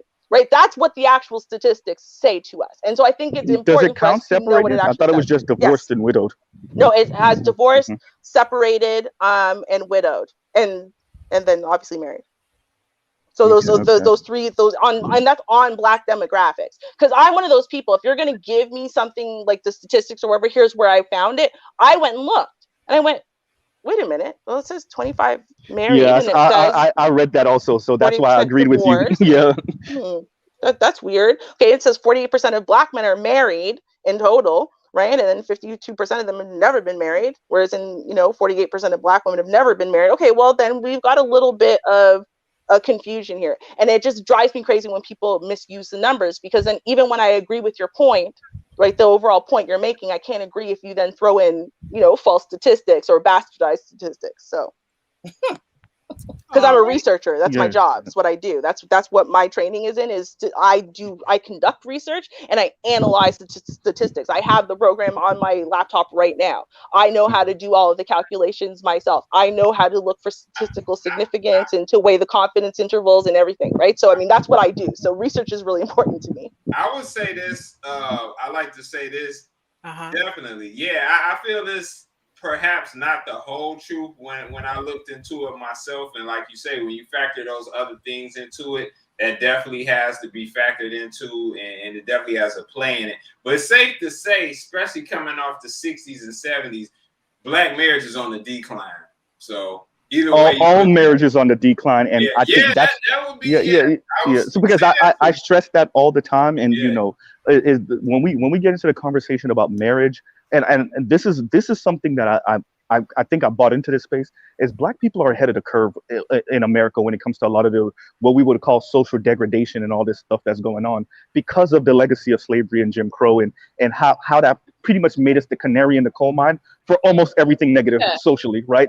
So Latinos are not that far behind us, believe it or not, and white people are also not that far behind us, and it's going to eventually hit East and South American Asians, So like I think it's difficult for a lot of Black people to conceptualize that because we've been taught to always insult, belittle each other under the guise of constructive criticism. And so when I present this information, everybody just looks down longingly at other groups of people like, no, look, the Asians are doing great and the white people and everybody's doing great and we're garbage. And I'm like, yeah, no. Well, remember, it you is just the really upper don't know middle what's going class. on. Well, the Go upper ahead. middle class and white people's birth rate is damn near negative at this point. So I mean, Thank you. even with them being married. In fact, if anything, and actually it's interesting because like the evolution of humans from 10,000 years ago, I was saying this earlier, that your life cycle sets differently. If you are born and raised into total comfort and peace and harmony and safety and security, right, your life cycle strategy would tell your body to start your puberty later, to start your sexual interest later, to start you having sex later, and to actually for you to look for safety and security and all those things before having children, to find one mate who's of the like mind, and then for you to have less children and to invest a lot into each individual child. That is literally actually what our biology tells us to do. So this is why you see in poverty, even though it seems to not make any sense at all, right? People who are in poverty will have 10, 12 children. People who are super rich will have one. Right. And it's like, it seems like, no, it should be reversed, right? You're super rich, you have 10 kids, you're in poverty, you have one. But no, it's actually an evolved mechanism. We think it's like socialized. It's not. It's an evolved mechanism, even with and society is capitalizing on that. even with that, Ruby, the black birth rate in America is below replacement levels also. So like every hood chick that you see with like 6 kids from 5 different dudes, there's like 5 or 6 or 7 LaQuishas that actually don't have kids, believe it or not. Like and a lot of people struggle with that. I'm like, nigga, the birth rate for black Americans is like 1.8 or something, 1.8 or 1.9. It wasn't Well, yeah. 1 or 2 1. So like that goes to show like, and I'm saying that, to somewhat vindicate us, because oftentimes people still using the same old welfare queen talking points towards black people, black women specifically. And I'm like, yeah, that's not actually what's going on. I don't know if you've been paying attention for the past 30 years, but that's not what's going on, right? So like, I'm in agreement with you. No, because, I agree. I agree with that. I'm Like agree with you. Yeah. when I said what I said, here's the thing: the reason why our birth rate is going down is actually because more of us have gotten out of poverty and are desperate to stay out of it. And so even when more of us are actually fighting against the evolved mechanism that tells us, stay where we were born and just, and we're using socialization cues instead and saying, wait a minute, this doesn't make sense. If I want to get out of poverty, the worst thing I could do is have 7 kids. So maybe I should have none and be almost terrified of having kids. But then, there's the flip side to that. Exactly. I was about to bring that up. Go ahead. Go into that. because of that flip side, unfortunately, right? They're so afraid to have kids. They're so afraid of commitment. They're so afraid of these things that they're just waiting and waiting and waiting for the perfect this and the perfect that. Hoping they don't mean any of that. It's just all fear, right? It's all 100% fear that they're functioning on, right? That's why you have women who have lists that makes no sense at all. And even if you knew these women, you'd be like, that doesn't seem like you'd even be happy with that, right? But it's not about the list. They don't care about the list at all. The list is just it's armor. It's armor, so that way they don't have to open up. They don't have to let go. They don't have to get married, have a couple of children, get abandoned, and be a single mom, and be a statistic. That actually meets the list. The one rare occasion when they meet the man that meets the list, what happens? No, then it'll change. See, this is the problem, the bar right? moves up.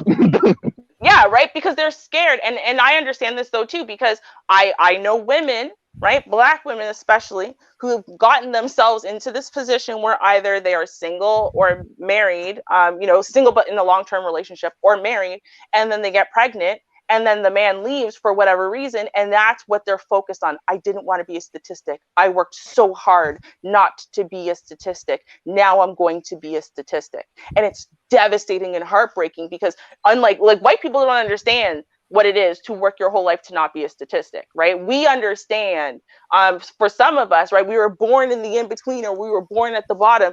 And so we've been terrified our whole lives of becoming one of those statistic girls, right? Especially women. We don't want to have children out of wedlock. We don't want our husband to run out on us. We actually don't want those things. And you're seeing a lot of noise and bravado, right? When women are pretending they don't care about stuff like that, they do. They care, but what are you supposed to do? Once it happened, it happened. We care. Right? You have no control over. That's the whole thing. You have absolutely no control over whether the man leaves or not. I mean, you think you're in a committed relationship. You think that you guys are gonna, go the long haul, and for whatever reason it happens, you break up, then you do become that statistic. At any given moment, we are a statistic. As we're breathing and speaking right now, we are a statistic. I agree. It's going to take me some time to put something together, because what I wanted to do is discuss that, but not just bringing up stuff, just actually pointing out some things. Because what choices do you have? Because people on YouTube say something, so I'm just going to stay in an abusive relationship. Because people say something on YouTube and Twitter or whatever, I'm going to stay because I'm going to be in that number that they're talking about. That's, a bunch of nonsense. Yeah. I think I'm sticking around for things like that. But I want to move on, because we got really less than an hour, but I'll make it an hour.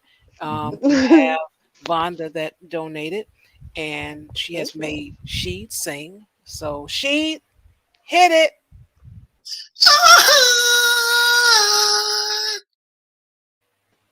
Thank you. Thank you very much. Nice. Nice.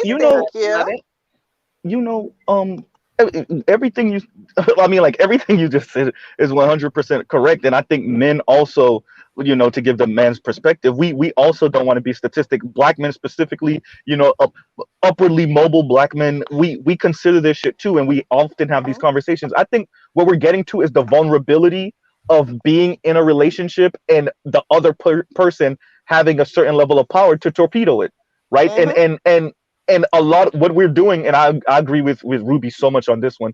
What we're doing is trying to make all of these cultural shields, these economic shields, we're putting the bar so high so that pretty much no one can meet it. And if they do actually meet it, and we actually settle with them, it's like, okay, this person will never do this because it's impossible. And then if they do it, motherfucker be on suicide watch, right? Right.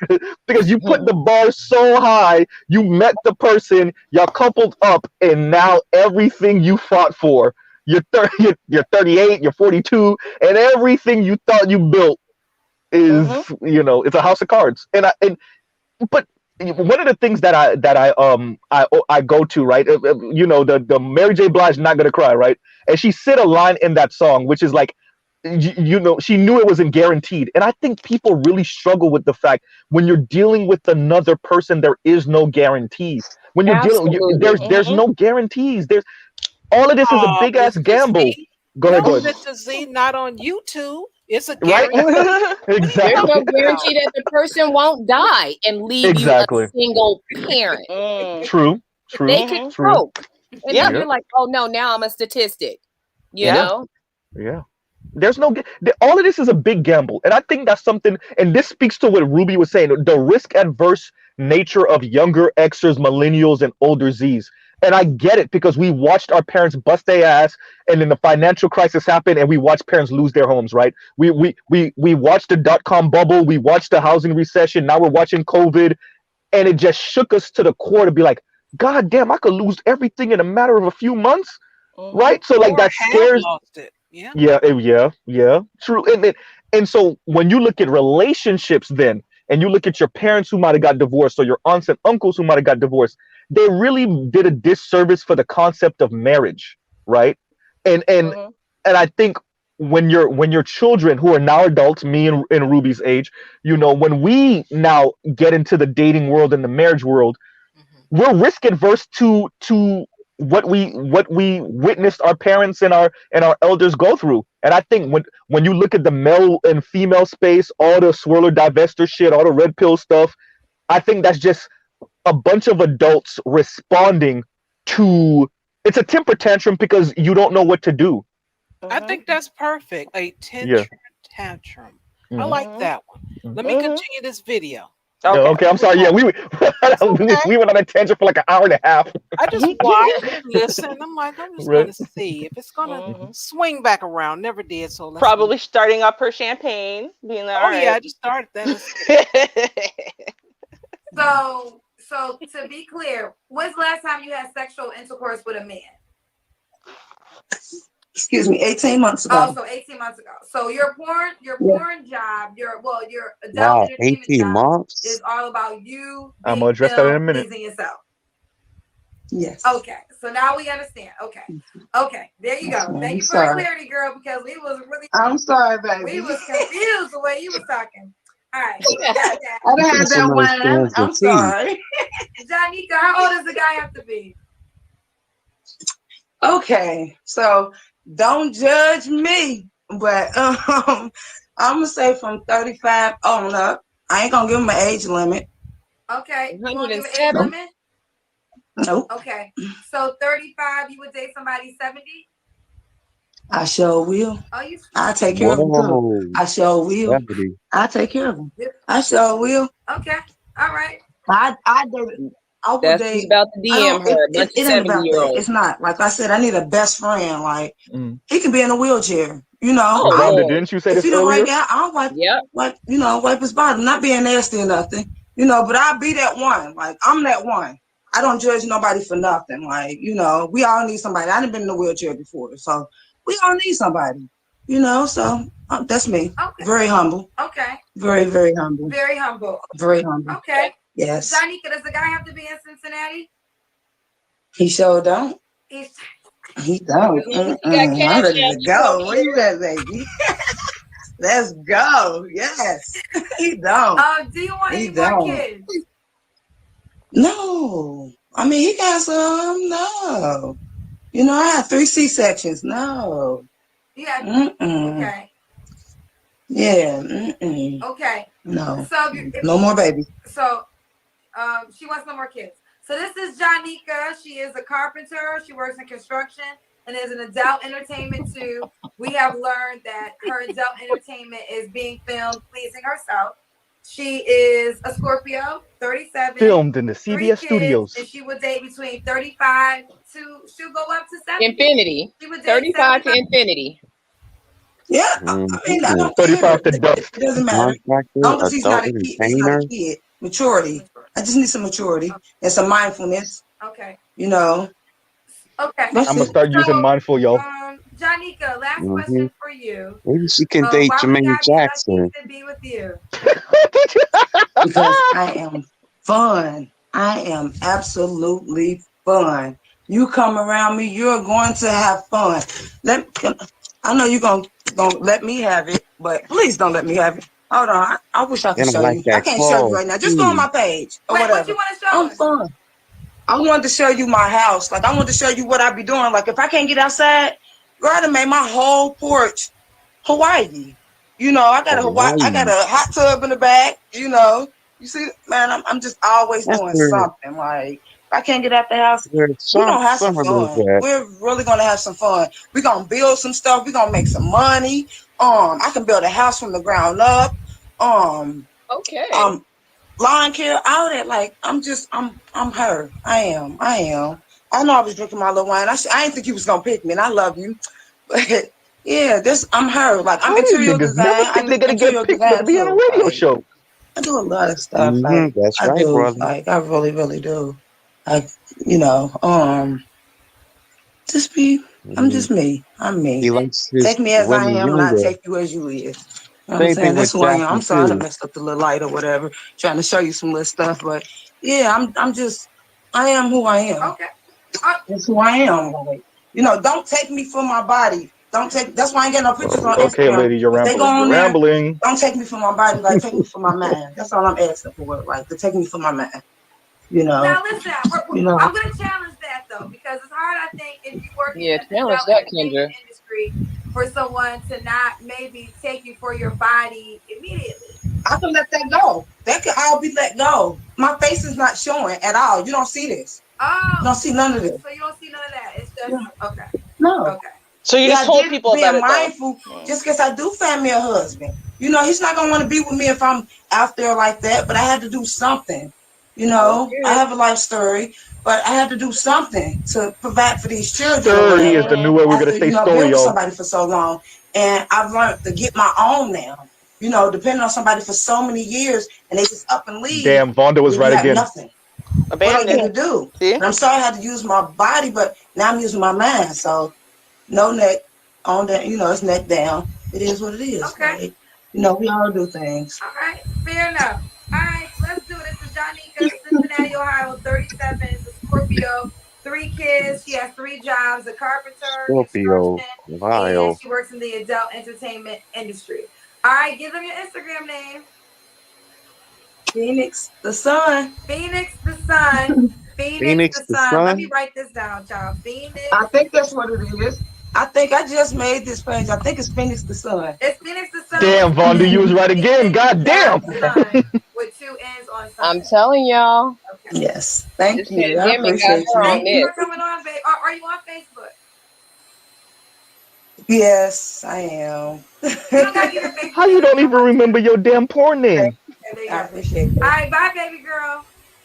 Thank you, beautiful. I appreciate you, and God bless you. I'm praying for you and your family. I appreciate that. I pray for you tomorrow. Thank you, baby. Dang. That's what I was thinking. She's been doing this for a year, and we've been in a pandemic for what year? Almost 2 years. You know, we've been in the pandemic. So with all those jobs she had, I'm sure those jobs dried up. Outside. And then that man left her like right at the start of this pandemic, apparently, according to her, you know, if they've been broken up for about 2 years. And so now she's supplementing her income because she can't get no carpentry or construction jobs. She's supplementing her income, and she's looking for somebody from the age of 35 to infinity. So exactly. So in that range, she's not saying, I'm looking for, he got to have, 6-pack abs and he got to be 6'7" and he's got to make this amount of money. She's looking for a steady. And you were right, Ruby. She is thinking that eventually she does want to entwine herself with a man in a regular relationship, because she's saying, hey, I'm doing this sex thing, but I ain't putting my face out there because he ain't going to want no woman whose face and her puss has been all out open like that. If she just has the bottom half, maybe she's thinking it won't be too easy to connect the face with the bottom half, but she didn't told everybody, so now they know. I mean, so I don't know where the secret is, but she's not looking for like I said, 6'7". He has to have tight abs. She says she's looking for somebody in a wheelchair. He can be in a wheelchair. She don't discriminate. Okay, get him a but check. She's not saying a wheelchair with empty pockets. Right. She's looking for someone with some money, and you know what? You said it earlier, right? Like Sponsor. Have millions. He's just got to have more money than her that he's willing to part with. He's just going to have money that he's willing to part with. Really, that simple. You could be a broke man, be willing to part with your SSI. If that's what you're doing. She don't care. She'll take it. I agree. She'll just take it. That's what she wants. Can we also? I mean, isn't it? It really is, especially post-pandemic. But can we also talk about? And this is earlier. I said this the year and a half. So let's assume she's telling the truth. Year and a half, no sex. And when I was in the dating scene, I was running into women, and I believed them, that hadn't had sex in 2 years. 4 years was the longest I heard, and I believed her. I actually, and being in the manosphere, we'd be skeptical as hell. But I believed her when she said 4 years because of certain markers and certain other things she had said that let me know, like, yeah, you in that temper tantrum with the universe age group where you like, well, if I can't have what I want, like I said earlier, then I won't do shit, right? So can we speak about that, like millennials and I don't know about Gen Z so much, but especially for me and Ruby's age, millennials that are like going like a year plus with no sex, and it's not so much about the sex, right? The intimacy. So just here, sex is a catch-all for like a lack of intimacy and connecting with the opposite sex in that way. Can we speak about that? Like, just going a year, 2 years, 3, 4, 5 years, no sex. What is specific that you have to ask? What do we think about that? I think is people going over a year with no sex and no real intimacy and connecting with the opposite. About it? Because you had to experience someone telling you. Believe her. No, I did believe her. When she told me that, I was like, wow, like, okay. So you moved from New York to back to Miami, and you're going through it, and you're living back with your parents, and I mean, no sex, no intimacy. You're in the dating scene, kind of, sort of. Your bar is extremely super dumb high. I mean, is this you really like I said earlier, throwing a temper tantrum because you can't get what you want? Is that you like holding off, like you're not, okay, I'm not going to open my legs? And I mean, that was my take on when the young lady told me that a couple years ago. But I just think she's lying. And here's the thing. So I want to. I do. So this chick right here. Hold on. Into that, Ruby. Go ahead. Hold on. So look at this comment right here. Right. She needs help, not criticism. Tell me what help this 37-year-old woman needs. So please tell me, what help does a 37-year-old woman with 3 different trades and 2 teenagers and a 10-year-old need from you or me or any of us? What help does she need? She doesn't need help.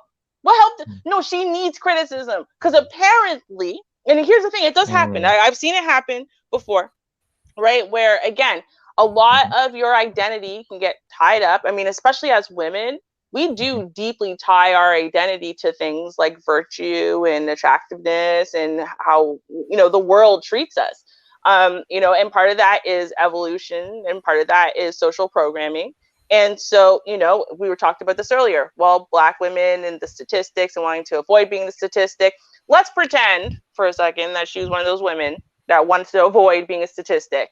The thing is, a lot of people get disappointed very early on because you have the teenage hormones rushing through you, and then you find your first love, and then you give up some of your integrity, and then you find out he's just going to leave you anyway, and then that can drive you to do all kinds of different things. Then she has these 3 kids with this man she got married to, whatever, and he left for whatever reason. We don't know. He left her, abandoned with these 3 kids. Right? In her 30s, her sexual marketplace value is now way lower than it was. You know, her body is never going to be what it used to be, et cetera, et cetera. Then she finds a man who is in love and da da. And she thinks, oh my God, I found the right guy. Oh no, he's a pedophile. Right? So, I mean, she's at this place now, right, where she's in her mid to late 30s. Yes, life sometimes hurts. It disappoints us, but she has all the faculties in place for her to make good decisions. She decides instead that she's going to put her puss on porn, and sell it for OnlyFans, and then look for put puss on porn, right, and then look for some sponsors. Realistically, that deserves criticism at this point. She's not a child. Okay, this is not a child who got caught up. This is not a child who didn't have any other, things to do. This is not even like an older housewife who had no skills or abilities, and then, got abandoned by her husband. And now she's like, man, well, working at McDonald's is the only job I can get, and that's not feeding the kids. That's not what we're talking about here. Okay? This deserves criticism, like stark criticism, because I'm tired You're of going against the sisterhood right now, Ruby. I'm always going against his sister. I'm going against everyone. That's why everyone calls me names. But I'm okay with that. So here's the thing. And it drives me absolutely crazy. Okay. Women throw away their own values and integrity and whatever all the time because they are disappointed by what life does to them. Okay. They are hurt. I get it. I've been there. I've been the one who got devastated by life and contemplated throwing away everything, because who cares? You can never win anyway. Who cares? They're all going to disappoint you anyway. Who cares? Who cares? Right? What we can't do is take this woman who's done that and then go, yay, kudos to her. Good job adding a 4th hustle of selling your puss online. Good job, girl. At 30 said that was a great decision. No, it wasn't. It was a horrible decision. What she's doing now is horrible. She needs to pull back. She needs to take some accountability and responsibility for the decisions she's made, right? And you also have to separate, don't take accountability for parts that aren't your fault, right? Because you can't necessarily choose for someone to leave or to stay. They're going to make their own decisions. But maybe, did you make some bad decisions about who you chose to marry anyway? Was it made on maybe some bad premises? Did you give up on yourself or on the marriage? Did you forget to actually work hard in a marriage, etc., right? With the choosing skill, listen, you draw in what you put out into the world. Did you put out a bunch of broken, hurt, desperate signals that allowed a predator to spot you and say, oh, there's my prey? Well, yeah, probably, right? So you got to pull out of this whole dating thing. You got to pull out of selling your post online. You got to pull out of all of that and take some time to heal. That's what it comes to. You have to take some time to heal, go to therapy, do some self-work. Right? This is why you see women after a big divorce or whatever, they change their hair color, they start working out, they drop 50 pounds. There's a reason for that, right? You got to get back into touch with yourself and feeling good about yourself. And for women, them looking good on the outside affects how they feel on the inside, right? Feeding yourself well, right? Bonding with your kids. That's what she needs to do. So that way she's ready for her to go out and find a husband. She is way too old, and this is way too pathetic for her to be turning herself out at 36, 37 years old looking for friends with her 3 kids. This is ridiculous. This is absolutely ridiculous. Oh my God. I'm sorry, I'm done. Well, I must say I do agree with you. She is too old to, go down the whole lane. I mean, it's like, but you know what? I can never profess to know what's going on in another person's life and the reason that they make the choices that they make. But you know what? I was looking at this and just thinking, she's been doing this for a year. And in that year, that 12 months, she has done absolutely nothing to perfect this craft. So I can just imagine what she looked like a year ago when she started, because she's not quite there. She hasn't quite made it. So it just seems to me like she's she's at the point where she's just like, you know what, I'll just take anything that I can get if it's decent and it's willing to, you know, be my friend with a dollar sign. Air quotes friend. Yeah, I did that. I did my fingers too. Yeah, so if you can find a friend that's willing to, you know, part with their SSI money, you know, and if they're in a wheelchair, so what? You know, she's like, hey, I'll push you around. Doesn't matter. You know, and she made it very clear. They don't have to be here because you don't have to be in the same city with someone to get some money from them. You know, so it doesn't look like she's actually looking for, like, you know, someone to be with, just someone to, like, you know, sponsor her because she needs the money. She's looking for someone to sponsor her. It doesn't sound like she's trying to bring anybody into the house, you know, bring anybody to be with her. Exactly. You know, that was the point I was making. Yep. But she's thinking, you know, at some point she may find someone. So I'm not going to put my face in it. I'll just put the neck down. So when I do meet, you know, somebody, they won't be like, oh no, my woman got, you know, her face and puss all over the internet. So she's like, oh no, not the face, just the puss. You know, let's not forget she just exposed herself just now, whatever. Well, you know, I think probably she's just not in the best state of mind. And I agree. It's a half a good idea. Oh, I get some people to see me so they can come over to my site so I get some money.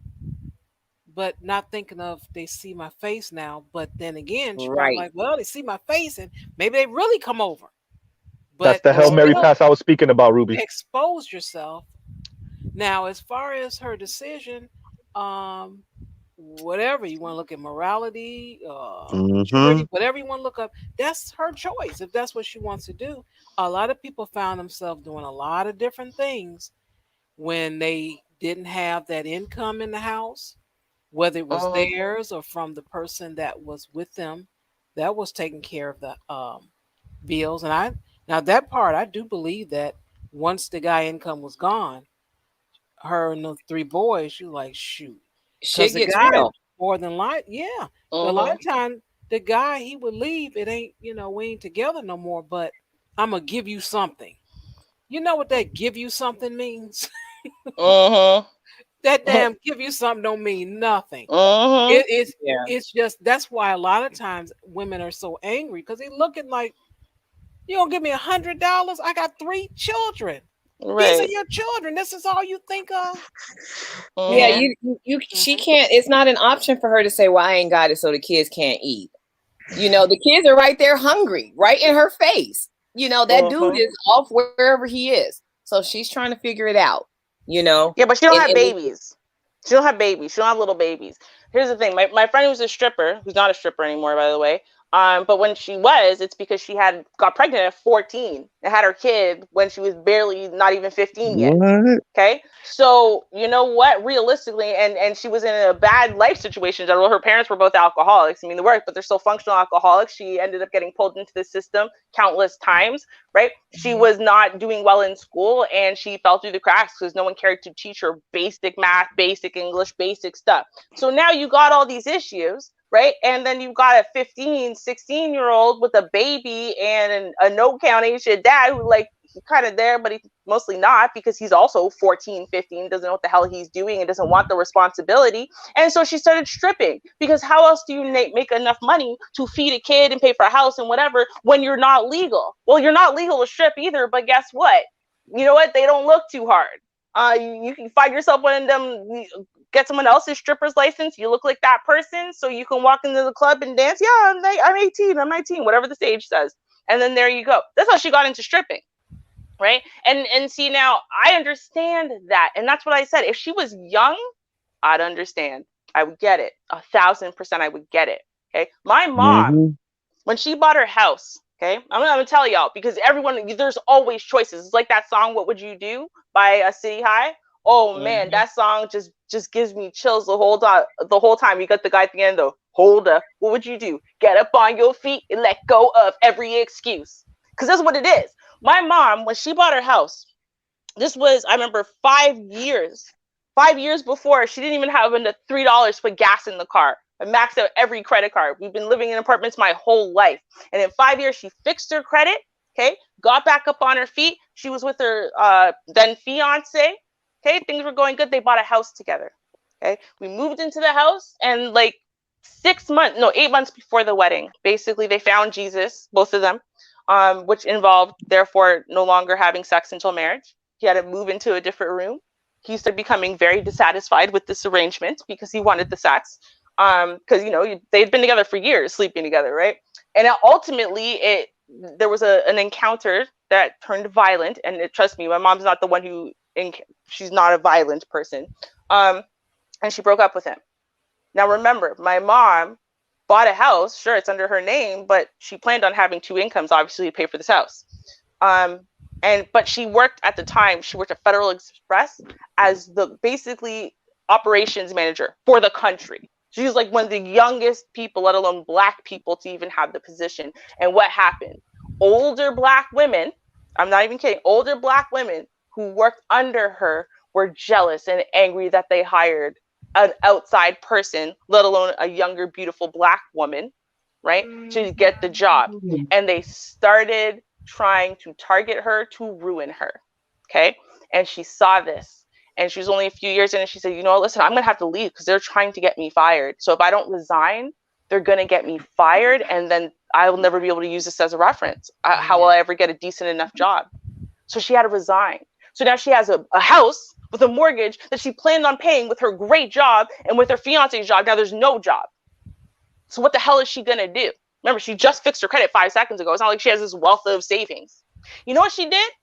She delivered newspapers. I've done my teeny tiny little itty bitty teeny weeny mommy. Okay. She had car full of newspapers. She delivered the newspaper every single night.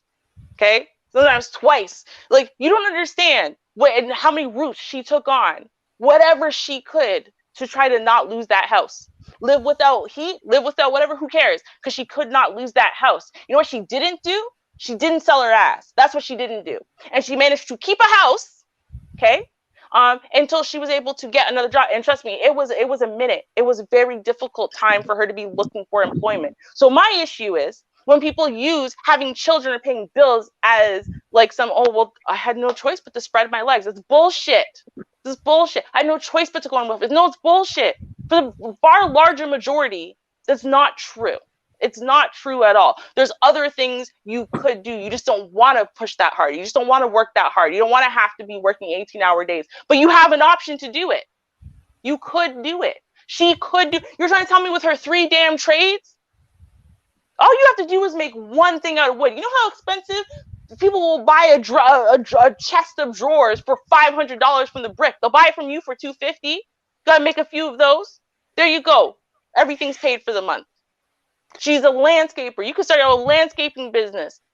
You could start a carpentry business. You're a construction worker. You know how much construction workers make in a day? She could build a house from the ground up. There's my friend. Her friend was looking. She was contracting for he basically just got like a contract to build 80 houses in like 84 days, and he was looking for someone just like her. They always are. Always. And that was paying like $400 a day, basically, with $40 an hour. You're trying to tell me with what she has, she had no choice but to spread her legs online? No, come on. No, that was what she said. She said she didn't have any choice. I mean, she's not the first woman to face hardship. And, I grew up in a household of hard times. I know about hard times, and one thing my mother always said is, you get out and you do what you have to do short of selling your ass.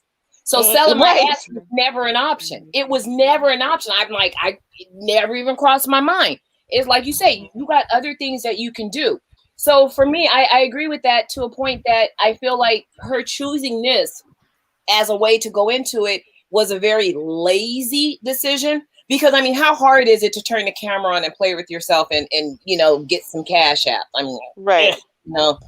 I mean, right. So she might be even more uninhibited because her face is not in it. So she's like really tearing it up. I mean, who knows? I don't know. Literally and figuratively. I mean, hey, no pun intended. But it's like, that to me, that was a lazy decision because there were many other things. I mean, look at all the industry that has been birthed by the pandemic. Mm-hmm. Right.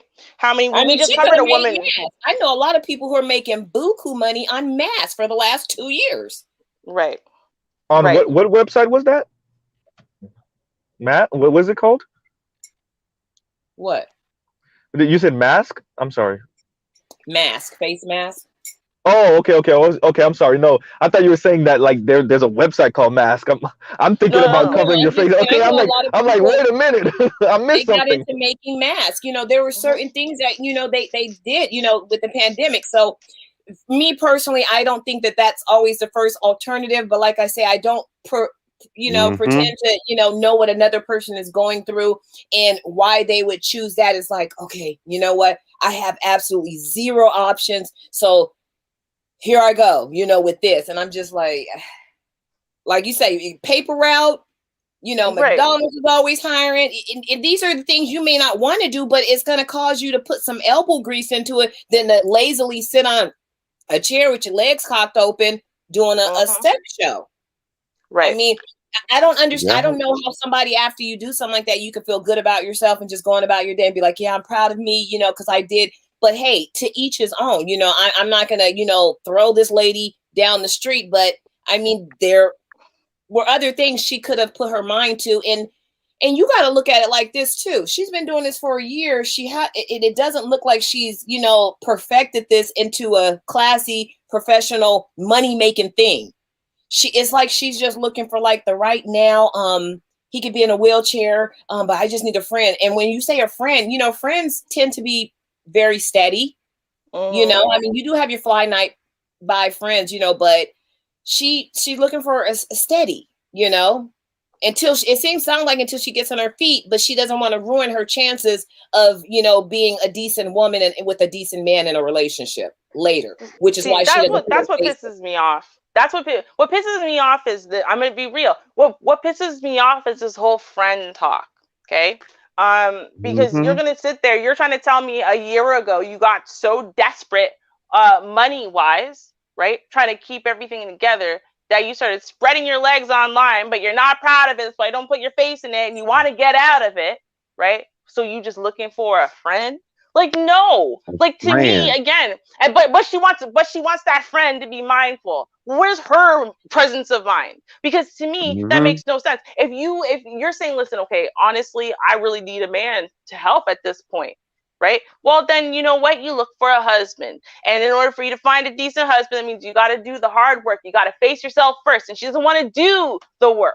So she's just proving that she's in this lazy state of mind where she doesn't want to have to invest or do the work on herself to be able to get what she wants in life, right? So she's just going to take everybody else's scraps and everyone else's crumbs and whatever you can pitch her way, right? And keep trying to walk, on the fence and pretend, oh, I'm not really actually like a porn star because I just show my vagina. It's The fine. moral Like, high ground.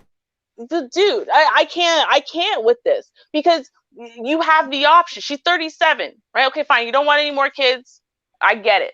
Fine. Go find someone else who's got 3 kids too. You make a Brady bunch, right? You can find a husband, right? Okay, She's still Brady young boy. enough. But she doesn't want to do the hard work on herself. She knows that's what she would have to do in order for her to find kind of something lasting and good. And she doesn't want to do it.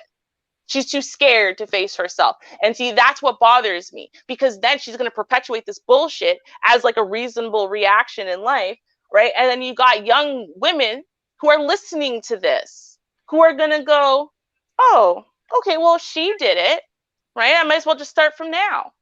She don't even look successful. I'm sorry. You could be impressionable and young if you want to, but I'm sorry. Just looking at this woman doesn't look like that's anything that I just like, oh my God, maybe I can do that. It's like, oh, the hell no. There's nothing appetizing or appealing about what she's saying that she does. She hasn't even said, well, I can make this amount of money. She's basically just throwing herself out there. And I mean, she to me, she's a mess, and she does need to, do some self-work. She needs to do some work on herself. Deeply. Deeply. Because there's nothing reasonable about a 36-year-old for the first time ever throwing yourself into porn. There's nothing reasonable about that. Like, I'm not saying that, oh, well, 18-year-olds, of course they should throw themselves into porn. That's not what I'm saying, right? But what I'm saying is, when you hear young people make decisions like that, you understand the sixth sense it makes. Do you know what I mean? Like, it's like, okay, well, you got the looks, you got the body, you got the freedom, you don't have any children or a husband to worry about, your reputation yet. You haven't thought through life that deeply. Okay, I kind of understand why you thought this was a reasonable move. You know what I mean? But like her 3 boys who are 50, I can't even imagine putting your sons into that position. Imagine, because boys, man, as soon as they put porn on the internet, right? Boys my age were trying to find out how to download it for free through Kazaa, whatever. Accessible. It's too easy accessible, and they're going to find their mom, which that's just a horrible situation. I got one worse for y'all. And those boys, because right now this is a media, social media world that we live in right now. And with the pandemic, social media skyrocketed. It skyrocketed. Skyrocketed. They didn't have anything to do. Yep. Here's something for y'all to consider. It's not her kids y'all need to be worried about. When her kids' friends and classmates find out about the mom, that's the thing. Oh, they're man, watching her right now. Oh, those are Kurt's mom. That's Kurt's mom, and Greg's mom, Kurt and Greg's mom. Like, what the hell? It's over. And I think that's something to consider when you have when you're Superhead, or when you're Cat Stacks, or when you're name the person we know that engages in this type of stuff, this either hardcore porn or softcore, or just being out here and your mom's name is in the streets. And let's talk, it's a double standard. Okay, full agreement with that. I'm in a full agreement with that. But when we find out your mom's out here, man, and you're a son, oh my God, you can't make a joke in class. You better be a gym going to ass nigga. You better be a fighter, because that's that's a very sensitive thing, and she's really putting her kids in a vulnerable spot. No young man wants his mom to be, objectified as, a sex object, with his friends. Even if you are, a kid and your mom is a nice looking lady, and your friends are like, damn, your mom looks good, you don't even want that. So imagine your mom out there just, spreading it wide and laying it low. You're like, wait a minute. Look at on the internet. It was bad enough when people would just know your mom's a hoe on the block and screw someone's daddy or uncle or something. That was bad enough. But they're going to go look at your mom's vagina. Here's the thing. I remember I was probably about 7th grade. Yeah, 7th, 8th grade, middle school. And there was this girl, and she got off the bus at the same place that I do, because she lived, like, we'll say a 5-10 minute walk from me.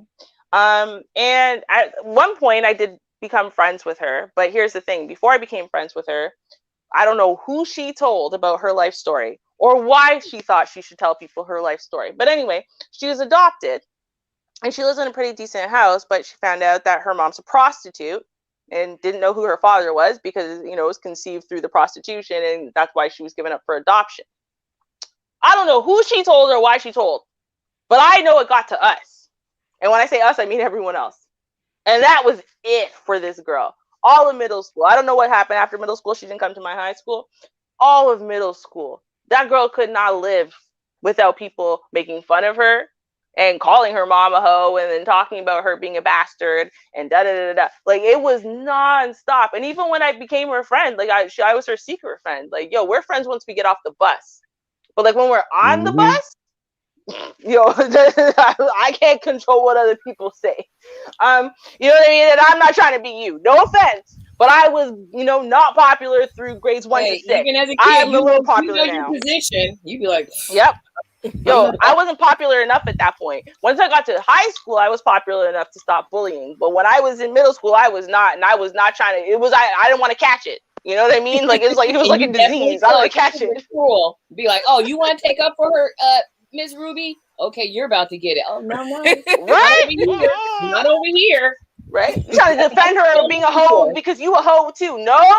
Just like I like Dallas. Dallas was like the middle school hoe. She was in English. We were in French. But she was in middle school. Dallas was a really nice girl. She had cold sores on her face already. But you know, Ooh. yeah, once the cold sores went away, she was very beautiful, and she was doing different stuff at the time that people weren't. Like she was dyeing her hair bright, like orangey red and stuff, like just her whole hair with like a really sharp kind of like bob. Like she was way ahead of her time as far as style. But she was a hoe. But she was a very nice girl. Like she really was. But like, yo, I'm cool with you as long as no one else is in the hallway. You know what I mean? Because like I'm not trying to catch it. That's all I'm saying. The kids are mean. Right? But then there's also your own identity to consider. Because here's the thing. Someone calling your mom a hoe, but your mom's not actually a hoe, right? You're going to get mad because how dare someone talk about your mom? But it's another thing when you know she is a hoe.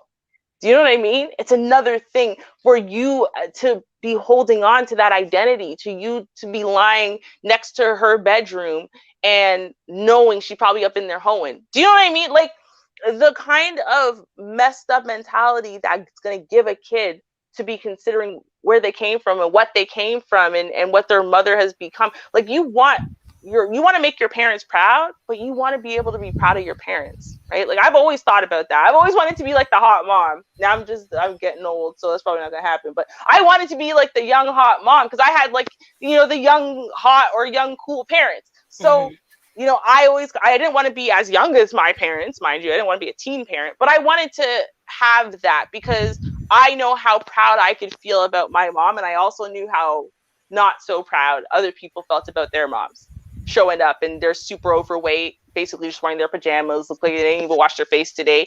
Be like, get in the car. And they're like, oh my God. And they're so embarrassed, right?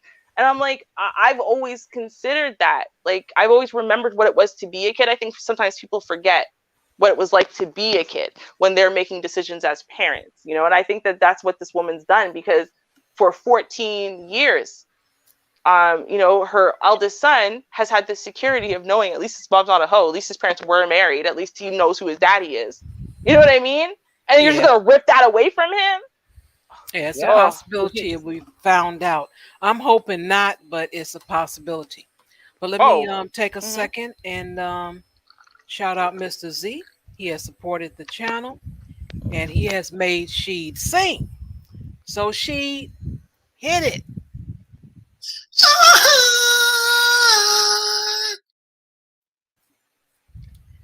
Thank you very much. Thank you very much. Mm-hmm. Thank you, Mr. B.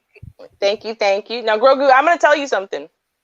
Lana Rhodes is pregnant with the son. That's absolutely true. You know what the difference between Lana Rhodes and this woman is? Lana Rhodes made buku cash, okay?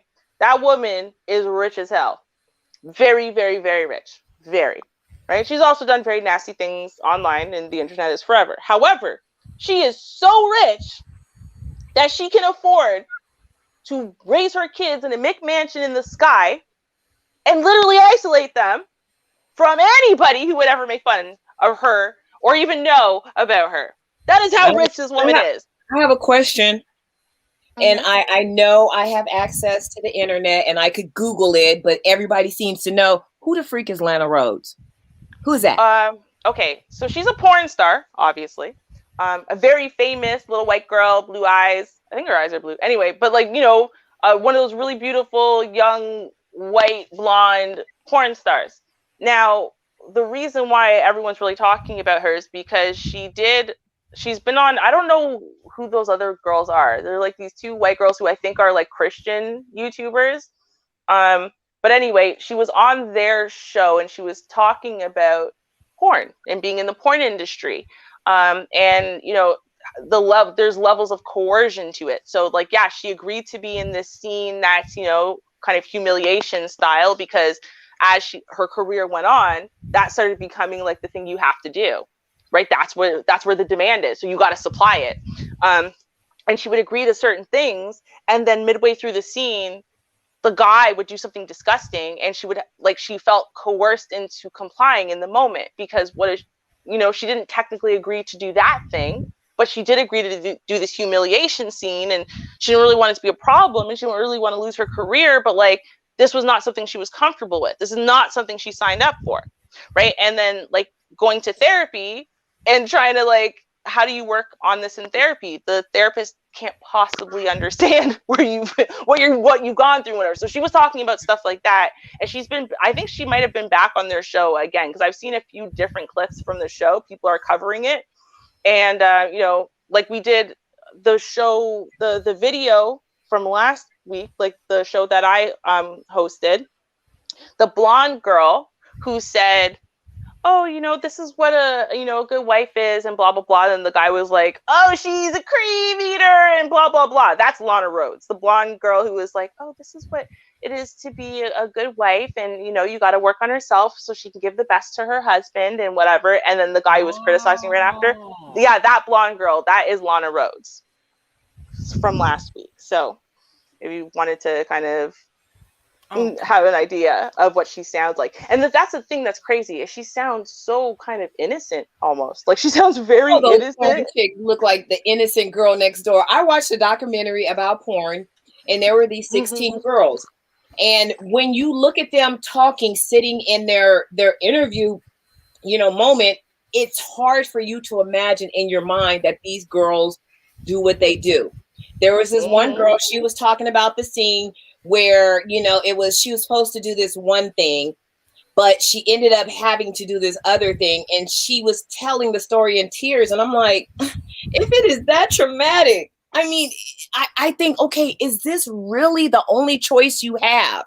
I mean, what she had to do in that movie was so disgusting. I'm not going to even speak it. I won't even let it come out of my mouth. It was so disgusting. But she did it, but and she's still doing porn, and I'm just like, it was so disgusting. It's disgusting, but I'm just like, so you're this tore up about it. I'm like, but basically what I learned from her is she basically bought into porn, and she made this her career. So she was gonna ride it out, basically. Even though she had that moment, that was a story to tell. She grew from that story. Now she's stronger, and she's doing strong in porn. I mean, I don't know where she's at now, but it just, those women, it takes a certain type of woman to be able to do that in her mindset and to be able to get through it. It's not for everybody, because a lot of those girls end up killing themselves or ended up drugging themselves out because of the disgusting thing that they have to do in porn. It is disgusting. Yep. As she told that story of what she had to do, I was just like, I mean, I couldn't keep the vomit out of my throat from coming up, because I was just like, oh my God. And then you find out how much money they make. I'm like, that ain't enough of money to do that. Nope. But see, it's baby steps.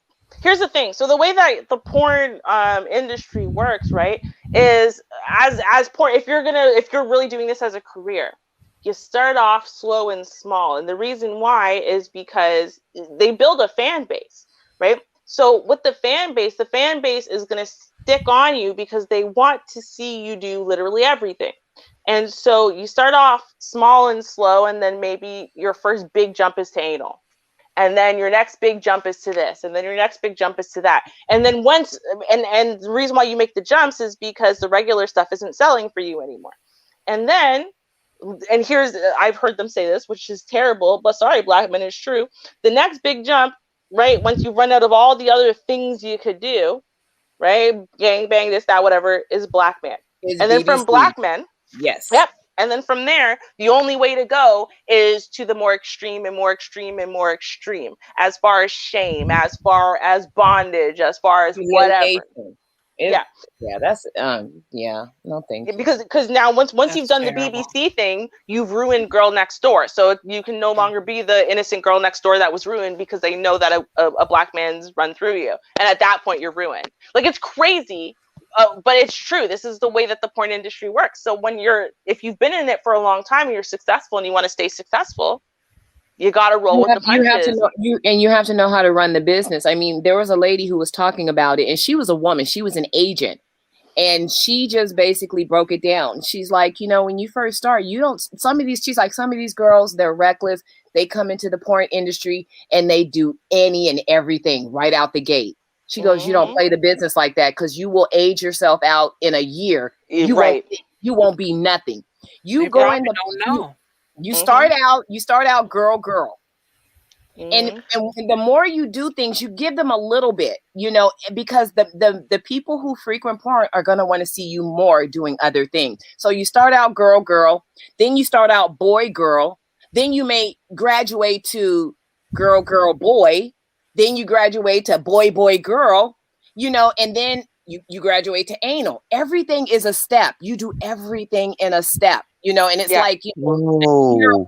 you don't go in there and just, okay, now I'm just about to do a 300 man gang bang and that's going to be it. You don't do stuff like that. So she was like, But a lot of these girls don't know how to work the business. And she was just, this woman was speaking like, like just straight facts with regards to the business side of it. And then there are some girls that come in and they know exactly what they're doing.